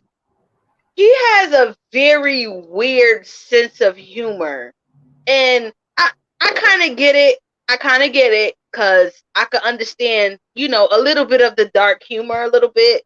I'm not really into dark humor, but he has a little. He trolls a lot, so we can't really. He's funny as shit, though. I honestly think Kodak Black is funny as hell. Like, some of the shit he does is funny to me, but he trolls a lot, so. Anything to keep him going, anything to keep people talking about him, he's gonna do it. He's like class 1, grade A1 troll. Like, yeah, listen, I'm not even gonna lie, man. Super gremlin, man. He always say he SG'd yes, up. He's a gremlin. Up. So yes, it's weird too because like I can't play the clip because this is something that DJ Academics pretty much okay. We so all copyright. Yeah, we know how he kind of do. See what I'm saying? So it's very weird. Lotto exposes Kodak Black for wanting to have Blank with her on a feature album. So we all know he's been out there basically saying, that he wanted to smash yada yada yada. Yep. So what she did say was that he asked for, he asked for it was weird. Lotto and Kodak Black baby mother was on a live. They was on a live arguing back and forth with each other. And that's when girls arguing back and forth. And she hit him with they start telling business. Yeah, that's why Kodak was in my DMs. And he spilling tea. Yeah. See what I'm saying? He wanted to hit me for a feature. Told me I even had to pay for the feature. He just wanted to hit it. And then asked me, did I like anal? And then said he like anal. I said, oh shit, yuck. I know that they don't like to see me win. And I mean, you'll be surprised. Yo, it's not weird. And I'm gonna tell you why it's not weird, Smiley. I'm gonna tell you why it's not weird, because you have a lot of artists who do shit like this. You have a lot of artists that will fuck the producers, fuck the artists for a feature. It's not weird. It's not. No, that's not weird. I'm talking about, but that's not weird at all. I ain't even gonna lie. If it's like me personally, I ain't even gonna lie. Like, you gotta really sit back and think, right? How much is that girl gonna really? Ain't like you gonna eventually be with that girl. You trading a feature for the pussy is basically you paying for the pussy. I don't care what it's just business. It's just business. If you charge 20,000 for the feature, and you tell her nah, fuck the 20,000, you pay 20,000 for the pussy. I'm gonna be honest. You trading the feature for the pussy. It's not like you trade a feature for the feature. If Dutchy the Great, we in the studio. You throw on a beat, one of your songs. I'm gonna throw on one of my songs. We go feature for feature. Nah, that ain't that. You traded features for pussy. You pretty much brought the pussy. Wherever you charge for the feature, you brought the pussy. I'm sorry, in my opinion, that's how I be looking. It ain't tricking if you got it. Fuck, that's it ain't tricking if you got it. If I fuck a girl for a free verse, she gonna get the worst verse I ever wrote in my life. Kodak Black said that pussy is worth it, man. That little pussy got some power, huh, Miss Mulatto? That little pussy got some power. How would she look at him? No, it's like, all right, cool. I'm gonna fuck you because I really want the verse. She gonna be sitting there. It's a pity fuck. A lot of them, true, but like I said, a lot of them do that. You'll be surprised at how many of y'all faves done did that, man. Real talk. It's not really unheard of. So, but the thing with Miss Mulatto, though, that I really like and respect about Miss Mulatto is that she pretty much just do her own thing. Like, I would say Miss Mulatto is in her own lane. Real talk, because she can rap, she can spit, and she done been on tracks with, Gucci Mane, like some of the greats, Trina, like, you know what I mean? So yeah, like I feel like that was kind of like I would have been insulted. Yeah. I would have been highly insulted. Like, nigga, you think I gotta fuck you just for a track or a feature? Like, I could go get a feature she just did a song with fucking 21 Savage. Which means she got the connections to Right. She has the connections. So I think he was just trolling. I think he was just trolling Miss Mulatto just to see how far she would go.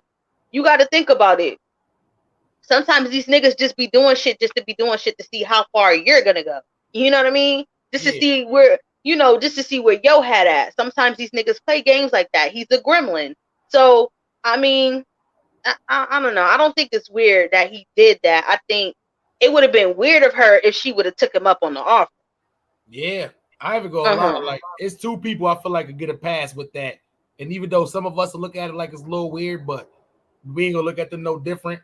It's Kodak Black and Lil Boosie. Anytime it's with them with music for pussy, we like, all right, cool, we understand. Like, I'm not even gonna lie. I think sometimes if they can rap and just have had a choice for unlimited pussy or just to have money, I think Boosie might like take unlimited pussy over. Like, I'm talking about like anytime, like bitch, drop your drawers for $1,000, right? You know what I'm saying? Like at the man kind of shit, Yeah, I think them two. Yeah. I think Boosie would definitely take. You think they super trick? Yeah. Well, hey, listen, it ain't tricking if you got it, man. If you gonna be out here doing that, you might as well trick on the baddest bitches, man. And Miss Mulatto was one of those. So I don't know, man. Fucking Atlanta strippers doing TikTok, and these bitches got bricks of money behind them and shit like that. I don't care if it is ones. It be mad bricks of ones. So you see what I'm saying? But that be them rappers. Atlanta strip clubs is, if you a regular dude and you visit Atlanta, don't go to Atlanta strip clubs. You ain't gonna get no section. You ain't gonna get none of the good girls. You know why? Because all the rappers is in there. 2 Chainz, Gucci Man. Nah, well, probably not. No, his wife being a strip clubs too. I meant to say not Waka Flocka no more. But you get a lot of those rappers and the ones that's visiting. All of them niggas is in all the strip clubs. They in all the strip clubs out there. Bow Wow. Oh yeah, nah, for sure. That's what I'm saying. You got the New York rappers down Bow there. Wow. Fabio Foreigns and all of them running around. And Envy Kane and all of them running around. T.I., Tiny, or their little squad. You know what I'm saying? Ludacris and his people. 3-6 Mafia still in them. Like, you got mad people still in them strip clubs right now, sipping lean and all that shit. Ready to shoot a nigga because everybody walking around with guns out there. I ain't even gonna lie. I felt like Naked Gun 33 and a half out there with no pistol on my side. I had to go to my, I need something to walk around with. Like, you see these niggas out here? Everybody named the young niggas is just like niggas 18, 19 at the shooting range. I never seen that before, except for in Atlanta. Anyway, salute to Kodak Black, man.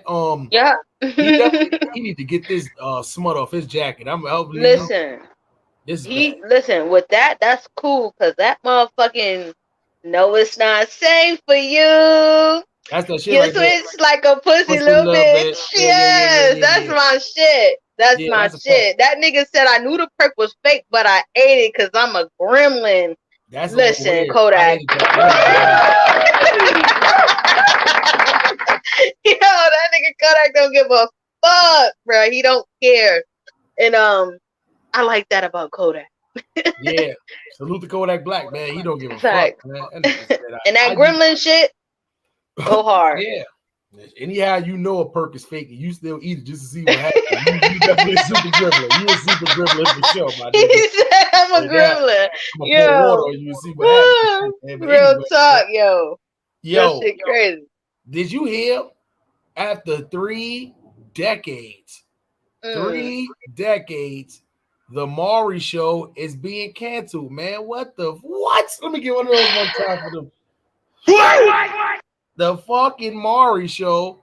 How the fuck is DJ Vlad if Joe Rogan is still on the air, but y'all canceling Maury? What the fuck is going on here? Like, y'all canceling Maury? You are not. Is Maury getting too old or something? When did y'all? Yes, Maury is like 82. He old as fuck. They should have had somebody else take that over. He is. You can't see. You would have to see. You would have to build up for that. Like, you would have to build up for that. Like, they're not just gonna put anybody up there to replace Maury. Let me tell you who would have been a perfect host for the new, and who would have brought that shit back to life. When I tell you this, you're gonna say nah, but then you're gonna think, you be like, yep. They should have gave that show to fucking Ray J. Ray J? Ray J, the new host of fucking what? Don't call that. You can't call that. It's not Maury. It's not Maury no more. Listen, it would be. I think it would be funny. I think he would bring like a different element to the show. But as far as like longevity wise, like running for another 2 decades, no. I'm telling you, that nigga would have. He is the perfect person to be having niggas up there doing paternity tests. You know how controversial. You know the irony of Ray J up there doing that. What? That shit would have been the great Ray J. Nick Cannon, to get like somebody like that. What I'm telling you. But Nick Cannon, he already canceled right now anyway. But Ray J, you get Ray J to do that? Yeah, you're right. We're not talking about 2 decades. 3 good seasons? Oh nah, Ray, I'm definitely tuned in. But see, what does this mean for people across the country when they want to go on TV and embarrass themselves a little bit? Because think about it. Maury had many different segments. It wasn't just the paternity shit. He had the shit for the kids. They out there, 11-year-olds smoking weed, doing all that fuck shit. Fuck you, mom. I fucking hate you, bitch. Yeah. They had the shows where we had to guess if it was a man or a woman. Yeah, they had those shows. Them shows is terrible. Yeah, you be guessing wrong. You like, oh, you know what I'm saying? Facts. They had those shows. They had like the lie detector test determined. Yeah, they had the lie detectors. They had the cheating shows. They had the the memories and updates, and they had many different segments up there. So I'm sad to see Maury go, man. I'm sad to see his show get canceled, because I feel like that's like Maury was like a staple for fucking good TV. Like, you know what it is though? Daytime TV shows over. Everybody's outside getting that money. Like, you only getting shit like The View. Nobody's sitting around watching daytime television anymore. The older people who used to watch that, who probably still tuned in, let's be for real. It's our era now that's starting to get old. You see what I'm saying? Let's be for real. We're not sitting around watching that. We feeling young out here in these streets. We not out here on this couch not getting no money. We outside getting to it. Or we watching other shit. We're not sitting around. I can't tell you the last time I sat down at 12 o'clock in the afternoon and watched some TV. You know what I'm saying? Like, nobody's doing that at 11 o'clock. I can't tell you the last time. The last time I watched Maury, I ain't have no damn job. That's the last time I watched Maury, and I ain't have no job. You know what I'm saying? But other than that, like, that's depressing. If I'm sitting in the house and I go not even on vacation, I just sat around and like, fuck it. I just got to the hotel. Maury's on. Let me catch an episode. Like, hell no. But nobody's watching this shit no more. This is why a lot of these TV shows are out of here. They ex-nade. If they getting canceled, they getting them out of here. You might as well go start doing shit on Hulu. You know what they want to watch? They want to watch podcasts now. If they're going to sit around and watch people talk about shit, they want to listen to watching on podcasts. Some shit you could be at work and have an AirPod right in here on mad different platforms. Think about it. How the fuck are you going to be at work listening to Maury? Yeah, that's true. You can listen to us though. You know what I'm saying? Even though we ain't out doing paternity tests, we give people COVID tests, but we ain't doing paternity tests out here. You want to take a COVID test? Let's see. Shake that shit up and shit. Oh, you do not have COVID. You know what I'm saying? Shit like that. But make sure they do that at the confines of their own home. But yeah, man, Maury Povich, 3 decades. I'm pretty sure his kids and his kids got a little money. Oh yeah. So clap it up for that one time. Generational. Oh yeah, definitely. And for all the young ladies that was always embarrassed. Yeah. When that test came back saying you are not the father, give it up for that biggest run. That's the run of shame right there. You gonna be ashamed. You gonna fall out on that couch. Oh, that couch. That's crazy. Like, but you knew it. You knew before your ass got there what was going on. Like, nah, man, nah. But yeah, I mean, I would like to see what's next for that. I don't know if they are gonna replace it. Steve Wilkos is still on the air right now, so that would probably be like the next best thing, close to Maury or something like that. So I don't know. I still watch Maury on Tubi, on Tubi TV. So on my days off, I'm not working, I ain't doing shit, I'll put on Maury and just watch the episodes, the reruns. So I'm sure they're gonna probably be playing the reruns, but how many episodes he got? Oh yeah, they got reruns for the next 30 years. It's 30 seasons. Yeah, they got 100 and something episodes on all 30. It's crazy. Yeah, they got episodes to last for the next 30 years. So I mean, that replay is gonna be something serious. But I mean, salute to the whole Maury team. They done, they done help people. They done, the people done been embarrassed and a whole bunch of shit. So I'm sad to see the Maury show go. I'm sad to see it go. But it served this purpose. So salute to the Maury show. If I had the platform and I had the place for people to come and do some shit like that, I ain't gonna lie, I would do a whole new segment or some shit like that to where girls can come up on this podcast and just talk shit about then get him up here, talk his shit back, and let them do the paternity test and we unveil it. What? You know how dope that shit would be on the podcast? That would be, but no, ain't nobody doing that. Ain't nobody doing that. They rather go on TV where they know it's a syndicated show. They're gonna get up there, get their little, get paid, get their little recognition, and keep it moving, man. And to the chicks that went up there like fucking 10, 12 times, man, shame on yourself, man. Shame on you. I hate to put it like that, But damn, I really hope you do find your baby daddy, sis. Yeah, if you after you tested 10 guys, you got to give up. Like if you didn't know after the first 3, and 3's a lot. After you didn't know after the first 3, you wasn't sure. You was playing the guessing game after that. You know how many men you have to sleep with within that 3-day window to not know who your baby daddy is? Like that is just the sickest shit ever, bruh. You know, women like that, you probably done slept. And this is no shit. Listen, I am not slut shaming anybody. It's more so just, you know, having respect for yourself. Like we, you know, women, we go through our little whole phase and stuff like that. But for you to sleep with so many men within a 3-window time frame is just out of control. That's ridiculous. Or within a month that you don't even know who you been with, who fathered this child, and now your child got to suffer for the rest of their lives, not knowing who they baby, who their father is because of the choices and the decisions that you made. To be honest, I feel like at that point, if you don't know, then you might as well be going to the damn. You might as well be going to 1 Main Street. If all my people in Hartford that know what 1 Main Street is, y'all already know. The chop shop is open. So you could imagine the discharge she was dripping. That's crazy. Like, I couldn't even think. Like, I couldn't even think possible. Like, if I'm, you know, I don't even want to be just out here just smash it. Like having a nigga fuck on me raw, and I'm just fucking all of these different niggas. Like, nah, man. Like, I can't even.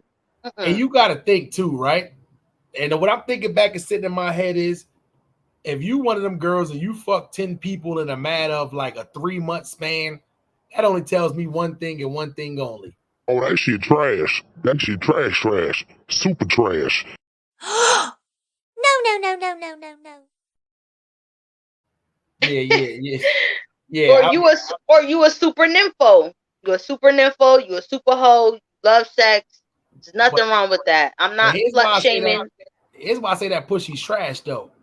That means if you got that many side pieces, nobody made you the main piece. Because there's no way you somebody's main piece and got that many side pieces. That lets me know that pussy is trash or at best is mediocre. You see what I'm saying? Niggas hit it a couple of times and after that, nah. It's some girls that got fire head out there and trash pussy. It's some girls out there that got good pussy but can't suck to save their life. You see what I'm saying? So at the end of the day, I feel like, you know, she was just with especially the girls up there. Oh, this is the 10th man tested. Oh, nah. That's crazy. That's Maury be up there happy as a motherfucker with the 10th girl. Maury be up there like this and shit.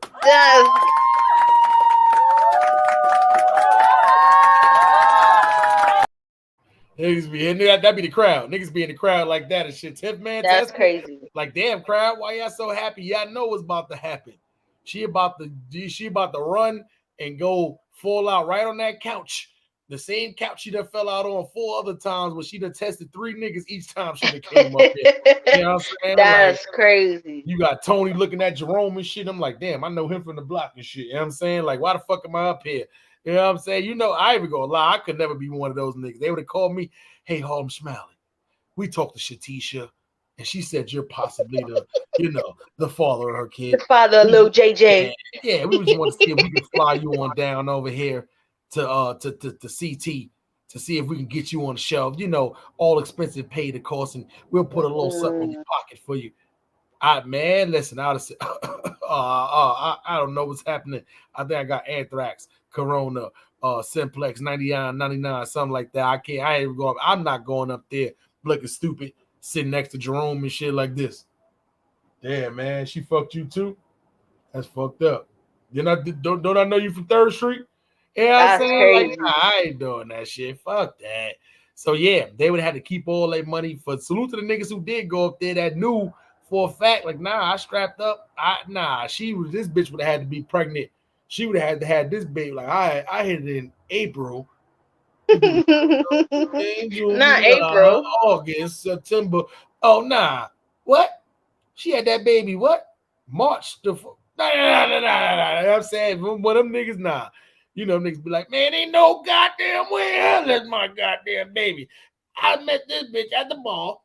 I'm sitting there drinking my E&J. She come up to my, she get not E&J. No, she get a little swig. But nah, let's talk about the dudes who get up there knowing damn well that them be they kids, and they be talking about, man, that baby got an extra pinky toe. Extra pinky toes don't run in my family. Yeah. Or that baby got a big ass head. My head small. That's not my baby. Or that baby light skinned. I'm dark. That's not my baby. The dumb shit niggas be going up there to say. They babies. And they be they babies, man. You niggas are trash. What be killing me is sometimes when the baby be looking just like the nigga. Oh my, no. Yo, I was just about to say that. Sometimes them babies do be looking like them, but it don't be theirs, yo. Yeah. Yo, that's crazy. That's crazy. Don't be theirs at all, son. You be like, nah, what's going on in here? But yeah, man, clap it out one more time for Maury Povich. Definitely. Man, he made a lot of our childhoods, you know, a lot more fun and memorable with those shows, those daytime shows like Jerry Springer, Maury. You know, you had Steve Wilkos a little bit towards the end, but we had mad other shit. You had the female shit like Ricky Lake, Jenny Jones. It was mad shit out there, but it was nothing like Maury, man. In 30 years and 3 decades, yeah, Maury show is older than a lot of these people on YouTube, man. So that is a great run. You can't ask for too much long. Nick Cannon last 6 months, you lasted 30 years. Fuck it. I mean, I'm saying, like, you know, that goes to show for something, man. So yeah, salute Dutchie, to Maury, I'm taking a shot with you, Dutchie.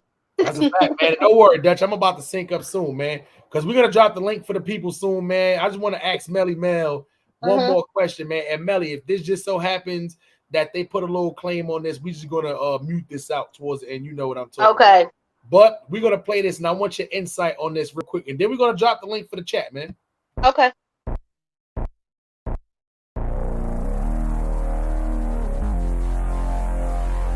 I'm the reason the whole world love it. Now I gotta crush it. Filet your fishes, then you should be disgusted. How dare you sell a square fish, asking us to trust it? A half slice of cheese, Mickey D's on a budget. Arby's crispy fish is simply it. With lines round the corner, we might need a guest list. Eggs is stage left, the sandwiches taste fresh. A little cube of fish from a clown is basic. Say less, this argument is baseless. Drowned in tartar, that filet-o-fish is tasteless. See, Arby's only deals in the greatness. I bet the house on it like it's Vegas. Look, I could sell water to a whale. How could you ever think I'd fail? Yeah, the crispy fish sandwich blazing trails. The mother clown's just too frail.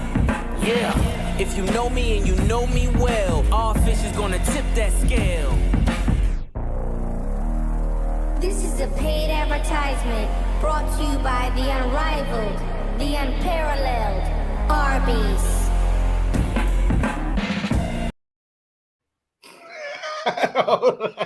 So that is a new Arby's commercial with Pusha T rapping in the background. It's a McDonald's filet-o-fish diss. What do you think about that? I almost got up and walked away. All right, so listen. What the fuck? What's your initial thought? What the fuck? Like, is this what we really doing? Is this what we really doing now? You know what? I've noticed the trend lately. Yeah. With artists pushing restaurants. With the sweetie meal, with the hottie sauce, now Arby's. I forgot who else did something. The Travis Scott did something with McDonald's. Yeah, Travis Scott meal. Like, what the the baby got one too with McDonald's. Listen, McDonald's I can understand because McDonald's they sponsor a lot of shit. McDonald's they sponsor like basketball games. Like McDonald's sponsors a lot of stuff. I can understand McDonald's. But Arby's, my nigga, who the fuck is still keeping Arby's in business and who's still eating Arby's? Nobody. Who? Like that was like the bottom of the bottom the lowest of the fucking low.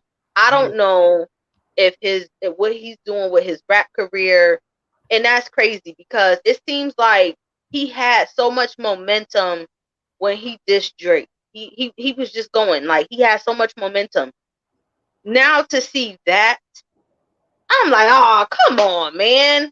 Like, what are you doing, sir? No, I can't. All right. The bars was I like the bars. I like the bars. If I'm Pusha T, I know it didn't come to him, right? It was like, yo, we need you to do this McDonald's diss record. We heard the Drake shit. I don't see them coming to him on no shit like that. What I think was they came to him just for like a regular endorsement. And I think he just kind of wrote that. And I think they just ran with it. Because he know Arby's is at competition with McDonald's, and I forgot what the other chain was that they had competition with. But it's two chains that they had competition with now that they're not just, they don't just have the meats. Pause. But I'm going to be honest. When somebody tell me they go to Arby's, this is the same look on my face I get, Melly.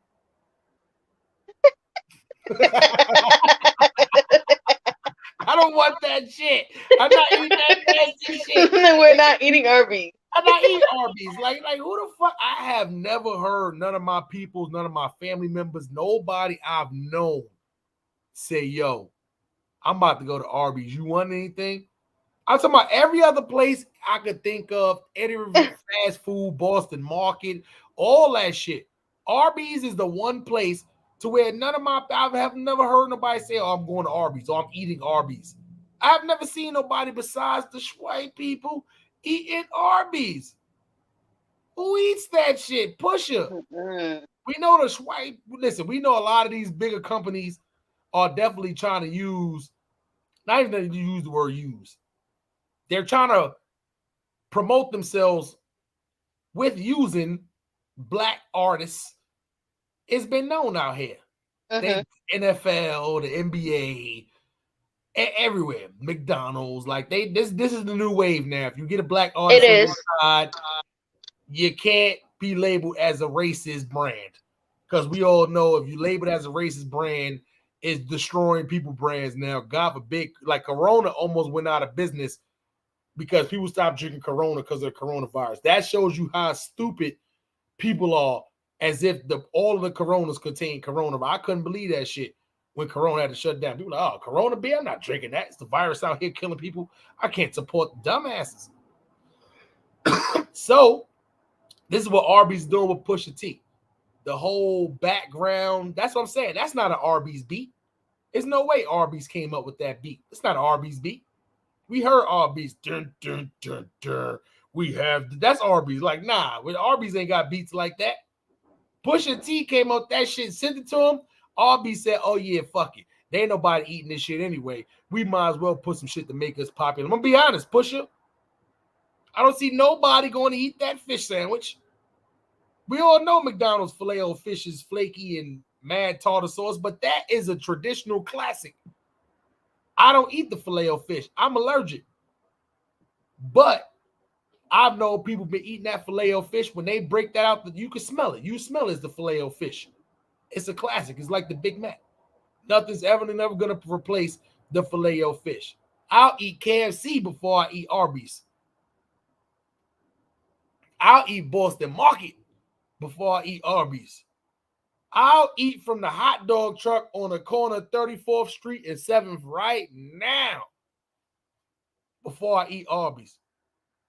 I'll let the guy slice that little, what's that damn shish kebab meat? Whatever that shit is. I'll let him slice a piece of that shit off right now and I'll eat that shit off that truck before I go to Arby's. You gotta be shit. You know what, Pusha? The bars was super cold though. But I don't think this is an Arby's beat.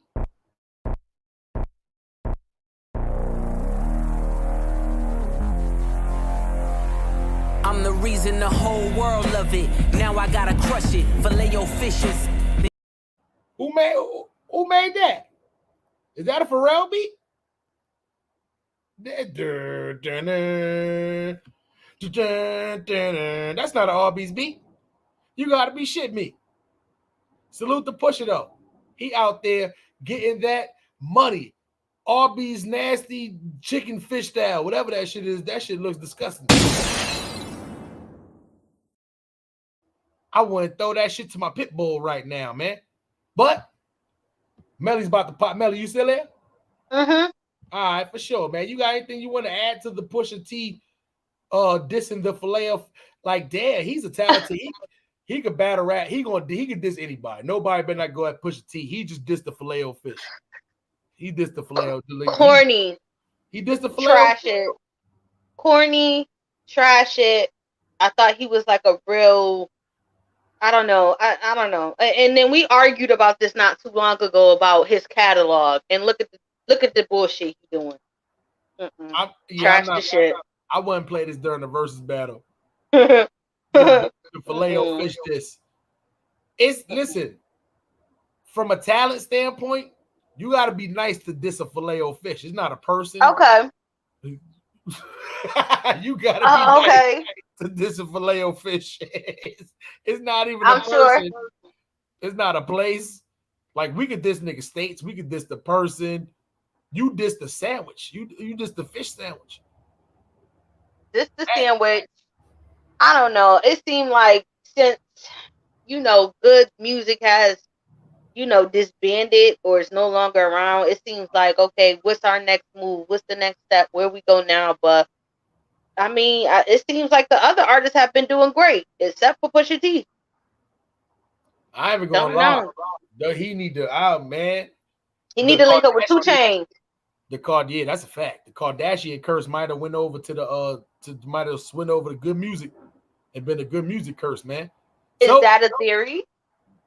Hey. It definitely one could, you believe in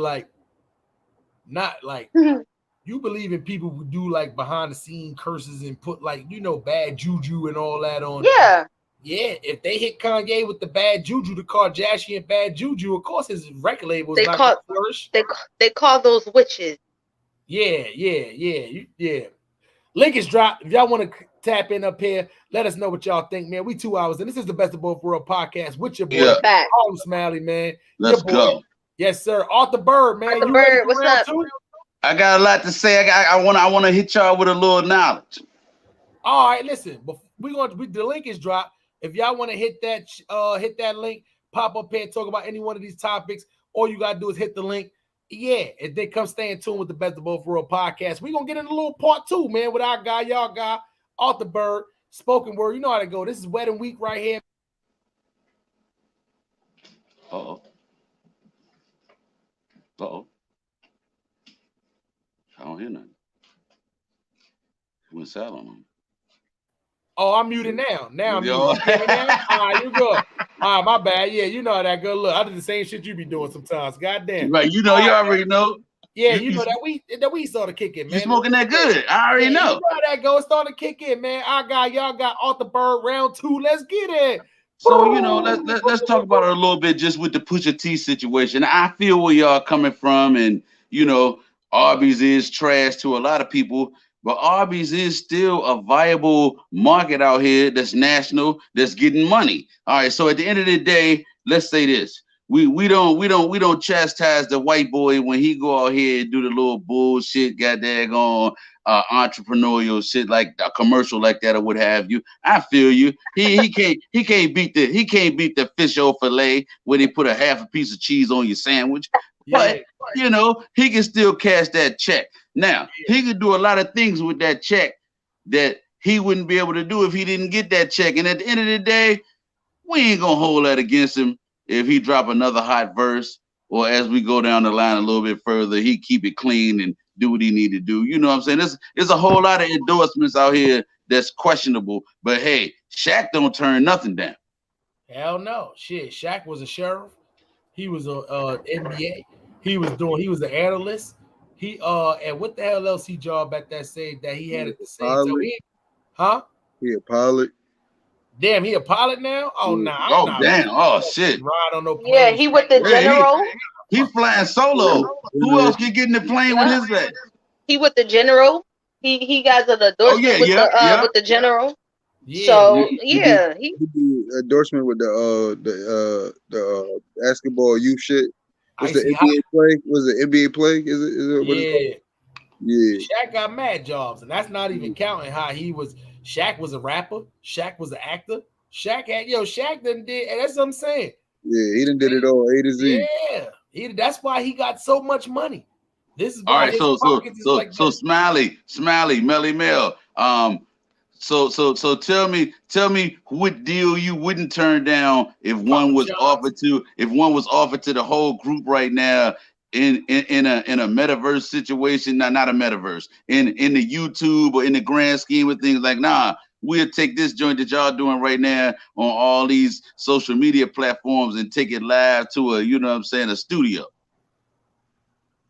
Slim Duncan, what's good? Hey, Slim Duncan. Hey y'all, can y'all hear me? Yeah, we can. Yes. Hey, Okay. mommy. What I wanted to add to it is basically what Arby's and Pusha T is doing. It's called friendly banter because if I'm not mistaken, I think Pusha T actually came up with the "I'm loving it" line for McDonald's. So he gets paid for that. Yeah, he get paid for that. So basically, what they do is like, I don't know if y'all pay attention to Twitter, but like the fast food restaurants, they go back and forth on Twitter. And like a couple of years ago, a lot of the fast food restaurants, they basically signed deals where before McDonald's couldn't mention Burger King couldn't mention McDonald's, Churches couldn't mention Popeyes couldn't mention Churches. But they like did this thing where like basically they can mention each other like on Twitter, Facebook, interviews and stuff like that, and they ads and stuff. So it's basically like a friendly banter, friendly back and forth to where these fast food giants, they can mention each other's name. I think if I'm not mistaken, I want to say it kicked off with Sonic and another restaurant. I can't think of the other restaurant, but it kicked off like that. But to me, when I saw it, it was funny to me because I know Pusha T, he's still getting paid from fucking McDonald's because of creating the damn "I'm loving it" line. And for Arby's, that little guitar strum, y'all hear that? Thrum, thrum, thrum. Yeah. Arby's, we have Pusha T did that too. So he get paid for that shit still. You know what I'm saying? Yeah. So with Arby's, it was kind of like a I guess it was kind of like a power move to have Pusha T to do this rap for them. To diss McDonald's on some shit, and I'm pretty sure McDonald's probably gonna get another rapper to come, but they still gonna keep the "I'm loving it" though, and Pusha T getting paid off of all of it. Yeah. Okay. Thank you for thank you for informing us. If y'all don't watch Drink Champs, watch the Drink Champs interview with Pusha T, and he explained it. So he get paid for the "I'm loving it." And he get paid for that little tune that they play in the Arby's commercial. Not the actual Arby's. We have the meats, but the little guitar shit that they have before it. Oh yeah, he get paid for that. And that's like a 1 second, 2 second thing for both of them. And he get paid probably millions a year off that shit. Oh shit. Yeah. Shouts out to Virginia in the building. He from VA. Yeah, salute to you, Slim Duncan, for informing us on that because I'm thinking to myself like, hey yo, that's real corny of him to just but thank you for coming up here and letting us know. Because when I saw it on Shade Room, I was like, that's crazy because he getting paid for both of them, so he already getting paid for both of them, so it kind of it is what it is, and that's why I put in there. I was like, well shit, he getting paid for both of them, but I don't eat Arby's, but white people eat Arby's, so hey, don't give us our reparations. Let Pusha T get paid off that publishing because he get that check for both of them. White people do it every day. Now let me ask you something. If you was McDonald's now, would you be super smart and be like, okay, you did it, we gonna eat that, but now we gonna pay you to do one back against Arby's? No, you know what? If I was McDonald's, I'd probably get 2 Chainz to do something. Because if you think about it, if you think about it, McDonald's, they already got Travis Scott. They got Travis Scott. They got a meal with Travis Scott. Sweetie. They had Sweetie, and they got Sweetie, right? So if I was McDonald's, I would either have Sweetie and Travis Scott do a collab, Or I would get like 2 Chains or fucking Tiger or somebody like that to do like a you know what I'm saying? Like a No, jingle. stick with Yeah. Travis Scott. Stick with Travis Scott. McDonald's gonna say, yeah, you gonna do that. You owe us. You know what it is though? It gotta if they do a back, it gotta be somebody that's gonna be better than Pushes. It gotta be a battle rapper. It gotta be somebody who can actually. Yeah. Well, It Travis don't have Scott. to be a battle rapper, but that's why I say either the reason I say Travis Scott and Saweetie could do like a collab is because they both already have meals with McDonald's. But then I said 2 Chains because like 2 Chains is you know he known for his punchlines and shit like that. Yeah. So you know what I'm Yep. saying? And 2 Chains Well, not a battle rapper, but he got some nice He punchlines. got balls. Yeah, Well, for sure. I don't know how McDonald's is handling Travis Scott right now, being the fact of this whole Yeah, that's what you I'm know, saying. Astro Right. World thing. So we don't even know where they're at in standards with that. Right. That's why I said McDonald's will say, yeah, you gonna do this for us. You owe us. We done paid out this money for you for this situation. So yeah. Yeah, son. But That's I think crazy. 2 Chains would definitely and then it would make for good, you know, sportsman or good competition between the two because they both come from good music. So I think that would definitely be dope. So you say it's the most bestest. It's the most bestest fish sandwich. That's crazy. I'm allergic. I don't know. Have y'all had fish sandwiches from both of these places before? I've had it from McDonald's, but I ain't a fan. I think I like Wendy's fish sandwich better. Damn, Wendy's got fish? Yeah, Wendy's have a fish sandwich. You know I'm out. It's not a regular like item. It's like every year they do it around a certain time. It's not a regular item, but that shit like the McRib. That shit come back. Yeah. You remember Wendy's never frozen. Yeah, you're so right. Yeah, so it'll be hard for them to do that shit all year round. Nah, that cod is frozen. That should be nasty as hell frozen. Nah, that fish is frozen. I don't like fish sandwiches from restaurants. You make your own fish I'm from the South. So I'm from the South. I eat my fish at home. We eating trout. Listen, I was gonna say I like my fish fried with regular sandwich hard. Yes, I love hard fish. Yes, I love my fish fried hard with that regular real fish sandwich talk. bread and White bread and some hot sauce. Ketchup Yes, and hot sauce. yes. That's it. Facts. That's it. So I do don't y'all want go lettuce, to like no tomatoes, no cheese, no nothing. So do y'all go to your local, I want to say gas station? Fish market. No, not the fish market. But they have I know because in certain spots they don't have a fish market when you go down south. No, but you got your local gas station. No, so listen, this the thing. So where you from, Melly Mel? I'm from CT, but I spent a lot of time in North Carolina. So where in North Carolina? And I spent a lot of time on the close to Raleigh in North Carolina. It was a country town. So you should have been able to get it because you're near Wilmington. Wilmington close to the water. Okay, I was going to explain this to her, right? Okay, go ahead. So this the thing. In Connecticut, up there in Connecticut, Maine, New Jersey, and shit like that, right? Y'all have all of that is seafood, right? Mm-hmm. Y'all real lobster. We got fish markets, yeah. Right, and hold on, I'm trying to pause my TV. Mute my TV. So y'all seafood up there, y'all got y'all crabs, y'all got certain fish and stuff like that, right? When you gotta go to North Carolina, when you go to North Carolina is considered the South, but it really should be considered how they had a Midwest, North Carolina, and shit like that should really be considered the Middle East. Cold South. Yeah, it should be considered the mid East because it's on the East Coast, but it's really in between New York and Philly and shit like that in the South. And Florida, right? and yeah. So, where I'm from Texas. We got the coast down here, Florida, Louisiana, Georgia. You know what I'm saying? We got that down here, right? So in Texas, we right here on the coast, so we get our own fish, shrimp, crabs, all of the seafood. You know what I'm saying?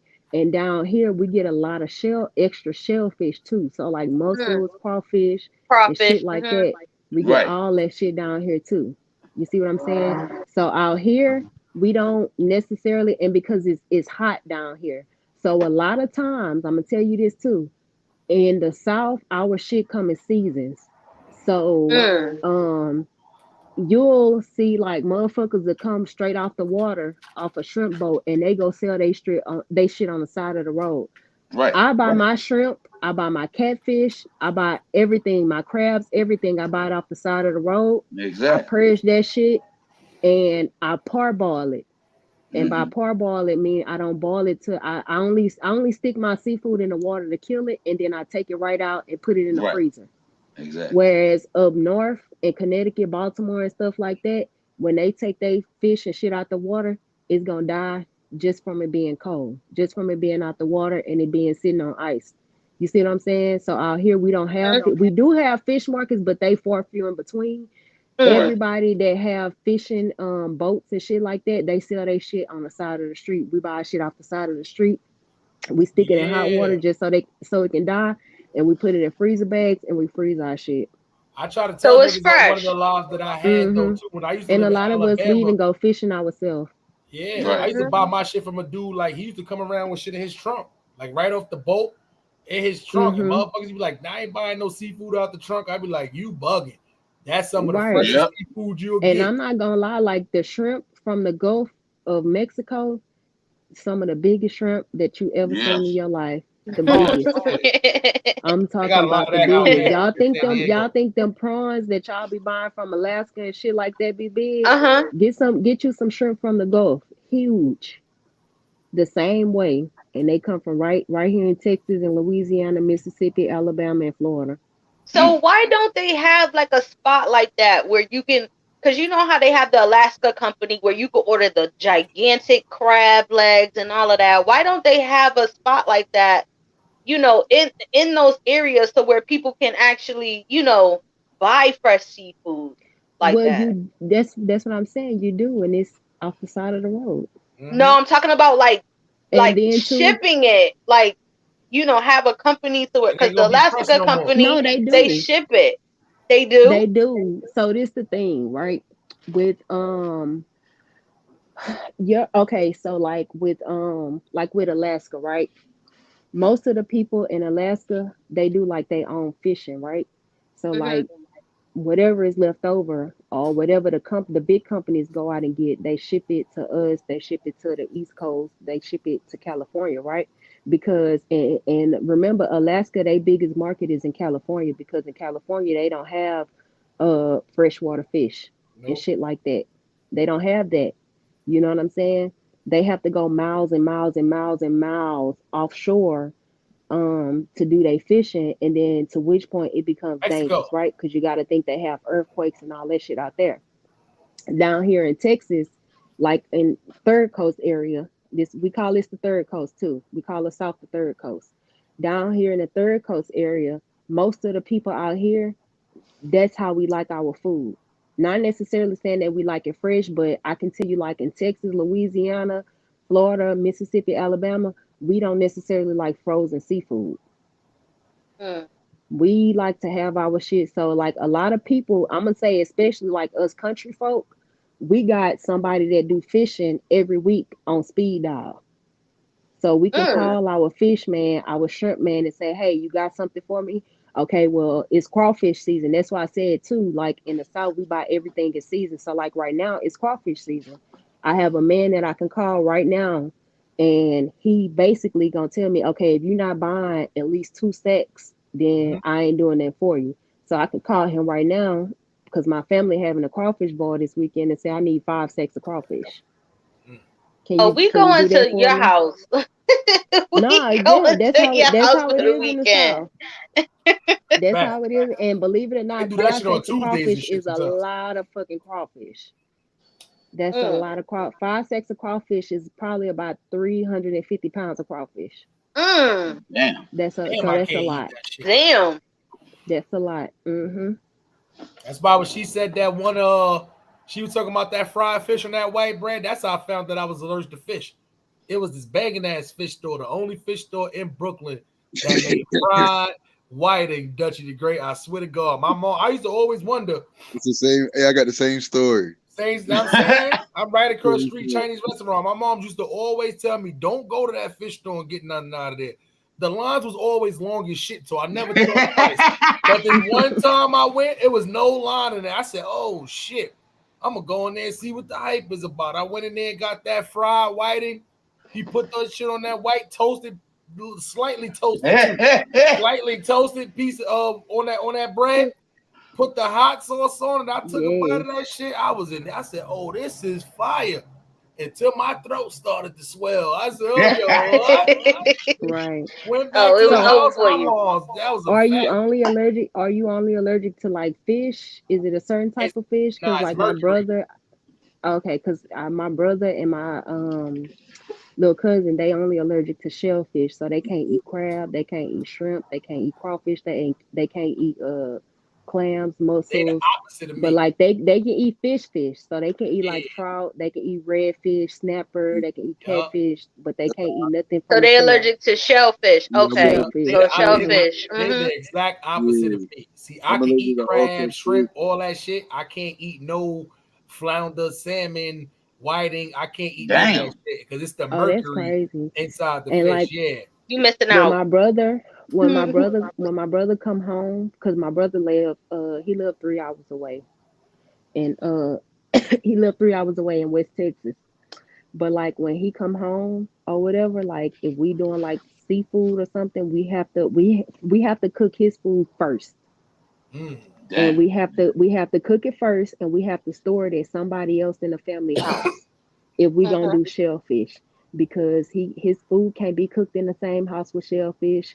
My little cousin can't. My brother or my cousin, they both like they'll be outside while we cooking shellfish. My brother, he can be outside of the house while we cooking shellfish, but my little cousin, he can't be around at all. But like, if my brother come home, I usually make like a seafood mac and cheese with shrimp and crab and crawfish. I have to do my brother's with salmon, and I have to do his first, which means I have to I have to buy the shellfish first and store it in a freezer, and then I have to go like on a separate day to buy his salmon and cook his shit, store it, and then the day of or the night before I can cook the regular seafood mac. Cause no, that's shit. That's smart. 11. You better have an EpiPen on deck. That's how it is with my nephew. His ass got so many allergies and shit. I gotta cook all his shit first during the barbecue, and then I go, "Yo, Neff, what you want to eat?" You know what I'm saying? What you need to tell me this first, because I don't feel like stabbing you in the neck with the EpiPen, man. But I ain't gonna lie. You know what's funny too? Is like I got a couple of my cousins that moved to Texas from New York. So me. You know, I do that drive from New York to California. I do that a few times. So a lot of times, taking the way back, we always got to ride through Texas. So I'm thinking these motherfuckers, I could do a zip. These motherfuckers live 5.5 hours away from each other. I'm like, yo, what's going on? That's the longest stay ever.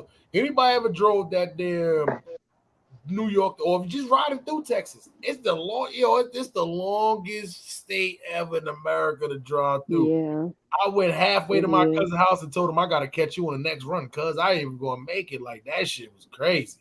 So did you guys see the oh, go ahead, Slim. Oh, I was just gonna say I used to date a guy from Philadelphia, and he would tell me like how getting from one end to Philadelphia to the other end was like 15-20 minutes. And I used to be like, shit, the whole city of Houston, getting from one end to the other end is probably like a fucking 2-hour drive, depending on where you're going.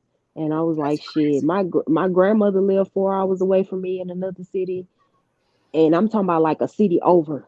And then my brother lived like 3 hours away, so it's just like, and it was crazy because they, on the East Coast, everybody get everywhere by like train or bus, like bus, Uber. Yeah, like y'all, I'm not gonna lie, y'all public transportation is the shit. In Texas, no ma'am. No, everybody have a car. I would die before I get on our public transportation because it's the worst. Yeah, that's how it So is in everybody in California the too. South everybody in the South we have to have a car. We have to. Yeah. Definitely. Oh yeah. Definitely. I Melly, agree. Melly, So what you what want to tap into? I was gonna say, well, salute to everybody in the chat. Thank you, Slim Danger, for Slim Slim Duncan. My Duncan. bad. I said Slim Danger. Yeah. Thank you for coming up too. Like, we definitely appreciate your commentary as well. So salute to you, baby. What site did you come from? Did you come from Twitter, YouTube? Okay. So I've been on YouTube for a long time. When I first started like interacting in people chat rooms, it was probably around 2016. Mm-hmm. So just the FYI, I come from the black and the pro black sector. So I Okay. used to be over like on that side, Yeah. and I used to follow people from the beef sector, but I never paid attention to their content. Okay. And recently, like last year, when like the beef sector and the black sector content creators started like crossing paths, I really Mm-hmm. started paying attention. And Pizarro had shared your live one time.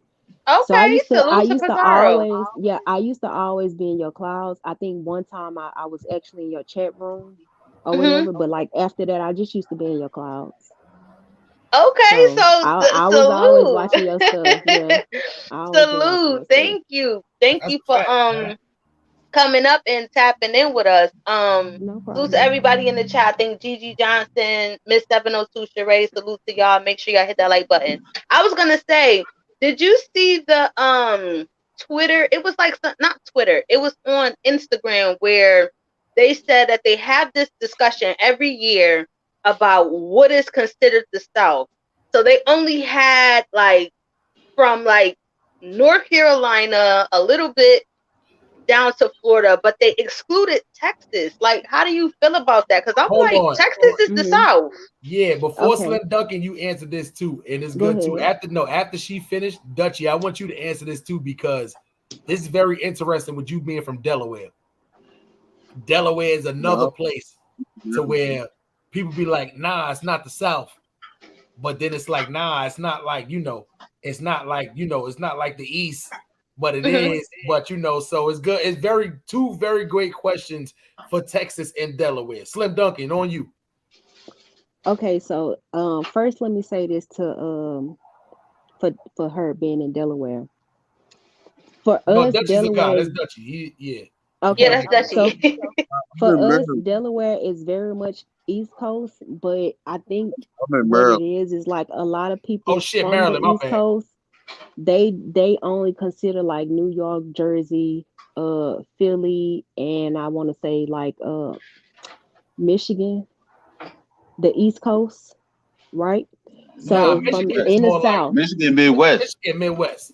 They It's they more only they like only Okay, and put see, I've New York, encountered New people, Jersey, and Pennsylvania right? and And see, Connecticut. I've encountered people that included Michigan in the East Coast. Now, speaking from Are the you? South, Do you mean Massachusetts? Or Massachusetts, maybe, yeah. You probably mean Massachusetts. Because those are the five main places they usually yeah, say. Baltimore, Massachusetts. I'm No, tripping, Baltimore, Oh, Baltimore, Maryland. Baltimore's yeah. Maryland. But Maryland. just Boston. the Okay, well, area, yeah. Period. Maryland, Mhm. Jersey, Philadelphia, New York. There you Those are go. the main Okay. four. No. So speaking from the South, okay, if whoever drew that map and excluded Texas, got to be somebody from Georgia, right? Because it's been like a thing for the longest, right? Now I consider Georgia to be the South, right? Even more Mm-hmm. so than Memphis, and I consider Memphis, Tennessee, right? I Mm-hmm. consider those states to be the South, right? But it was this thing But like see, the a reason why long they the time ago Midwest is because where they know their time zone. They people was in the Central South Time. didn't consider Michigan now is Georgia to be the South. For Memphis, one, because they're in a different time Chicago, zone, right? But all that's the no other excuse shit that's because you got other states Midwest in the on South Central that's in a Time. different time zone, right? But it was a point in time where if you went to Georgia, specifically Atlanta, okay, because that's the mecca of Georgia, specifically Atlanta. It was a point in time where if you went to Atlanta, and I can attest to this, where it was a lot of people in Atlanta that like it was like Atlanta wasn't even the South. Like it was people from the West Coast and from New York in Atlanta. That was it was like nobody, like, you know, you could go to Atlanta and the people in Atlanta didn't even understand the lingo from the South because they was from the West Coast and they was from the East Coast. You see what I'm saying? Just But knew it, Texas man. is very much so the South. Now with Texas, you got to think Texas literally has like Texas have all three different time zones. Okay, so That's a fact.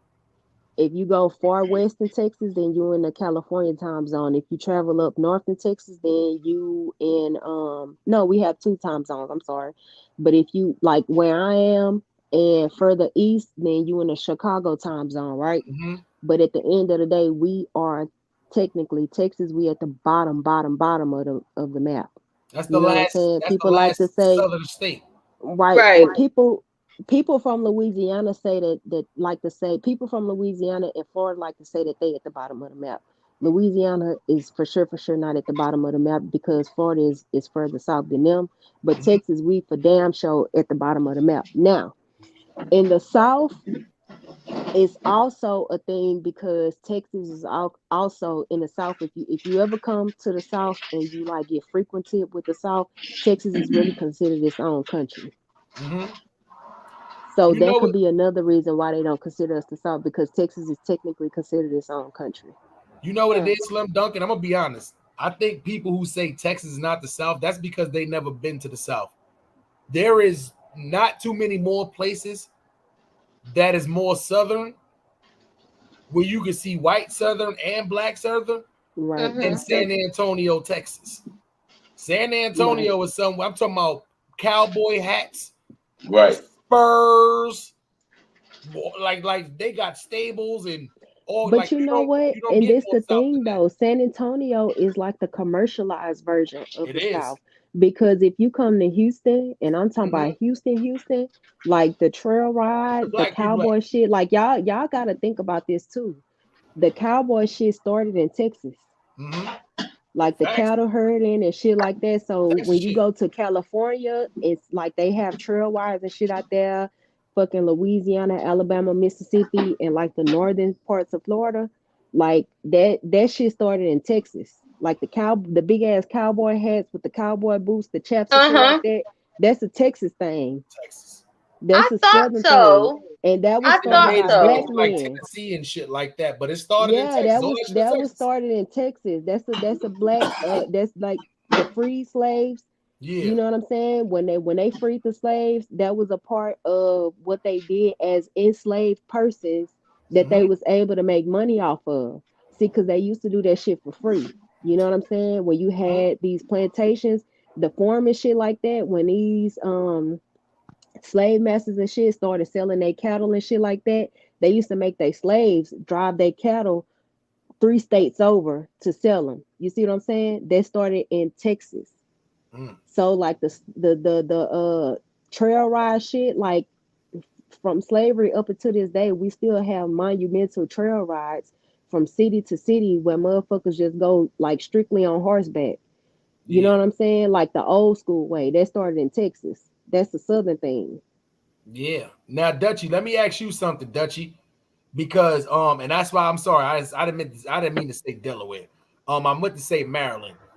Because let's be for real, like Joe Biden is probably the only person who really cares too much. Like, but let me not shit on that. let me not shit on that. Maryland, right? Especially Baltimore, right? Because Baltimore people, they don't act southern.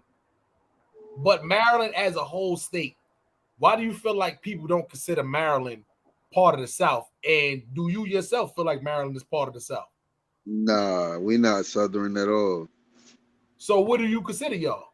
We East Coast. We definitely That's East Coast. We rate on the water too.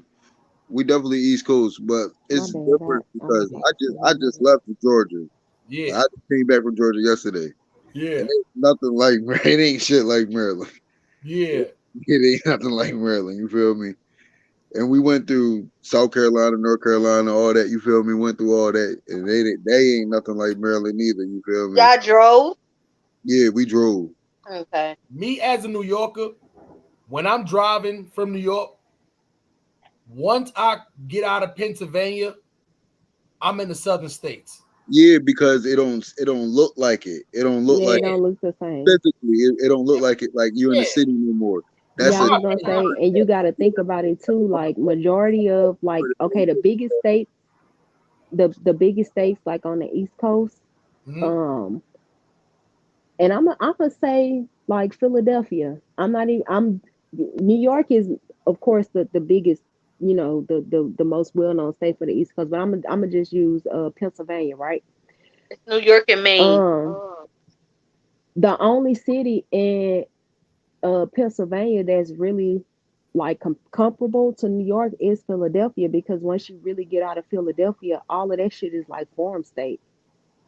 Like it's a lot of farms in Philadelphia. So like that's why you'll hear like people from Philly, they don't talk the same as somebody from Pittsburgh. People from Pittsburgh is considered to be country.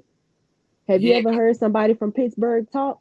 It's a little. They sound country as fuck. Yeah, that shit further out in Pennsylvania. But that's what I'm saying. But it's still in Pennsylvania. That's because Pennsylvania have a lot of Amish communities. Yeah, it's a lot of Amish communities in Pennsylvania.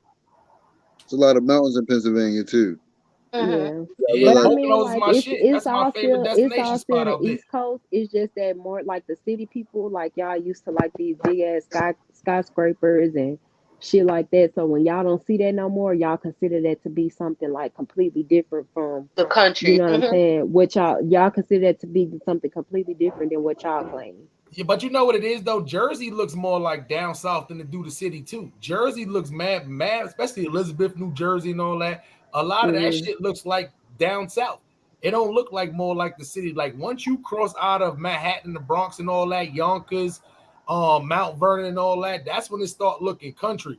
But it's like when we driving, like me, right? Me being from New York, right? When I'm driving down, once I hit Delaware, Maryland, you know, Virginia, North Carolina, South Carolina, that's when I feel like I'm in those southern states. To me, and to a lot of New Yorkers too, that's where the southern states start at. In my opinion. Once you hit Virginia, but that's because it's not the country. Some people consider no more, Virginia, yeah. Once you hit Virginia, to me, I'm sorry, Slim. No, go ahead. No, you go ahead. I feel like once you hit Virginia, you below the Mason-Dixon. Yeah. So once you hit Virginia, oh yeah, it's country. It's you know, once you hit that spot down there, and I know because I took the bus from New York to North Carolina. So on the road when we traveling, I'm looking out the window. We going through Philly, we going through Jersey, we hitting the turnpike. But I know once we about to hit the Carolinas, because we're going through Virginia. And Virginia, when you on that ride, it's country as hell. You see a whole bunch of you know that's country. So to me, once you hit Virginia, I'm like, okay, yeah, we down south. We done hit down south now. Oh yeah, that's when all the good restaurants and the good gas stations and the, you know, that's why to me it's not too much stuff that Virginia has that they don't have in Delaware and Maryland. This is what I'm saying. It's not too many though. I'm gonna tell you this. Mexico, Texas was Mexico, Tyson. The North, and I mean the East Coast. When you start seeing like quick trips and shit like that, that's when you in the South. You feel me? Like we don't got that up here. We got Royal Farms and Wawas and shit like that. Yeah, so like the Mason-Dixon line actually starts at Virginia. That's where it starts at. But the only thing, like I was saying, is like I guess for people like on the East Coast, y'all feel like once y'all don't see like I said, once y'all don't see the high rises, the skyscrapers and shit like that, to y'all that's like, okay, we're in the country now, we're in the South. But like shit, Jersey is like very much East Coast. It's just that with Jersey, you gotta think about it like Jersey is where people that make a little bit of money go to live, because they actually have suburbs and shit in Jersey. Whereas now the shit that you see traveling from New York City to Jersey, you got to think about it. It's 5 to 10 times as much bigger in the South. So you might drive through from New York to Jersey and you start seeing like all these like cornfields and forests and shit like that, you got to think in Texas, nigga, you can be driving for 5 hours and don't see shit but the forest. You don't see shit but fucking cows and cornfields and shit for like 5 hours. For real. I'm trying to tell niggas, right? The worst place in the United States of America. I don't know if you visited this place before. I stopped there 3 times on my way back and forth from New York. Is for some reason, when it's time for me to stop, I always end up in Amarillo, Texas. That is the most, and listen, the reason why I bring that up, if you miss those hotels and shit in Amarillo, Texas, oh, you might as well keep driving towards New Mexico, Arizona, those states, because you ain't going to get nothing for hours. And that's why I got to stop at Amarillo. The one guy told me that you got to stop in Amarillo. You're not going to find nothing else for 3 hours down the line past that. So I stopped at Amarillo. If you're taking a long trip in Texas, like when you get, I'm going to say this. If you going somewhere, I've seen in my life in Amarillo, Texas. If you're going somewhere that's probably like, I'm gonna say about a good 5-6 hours away, then it's okay, like for you to just take a straight drive.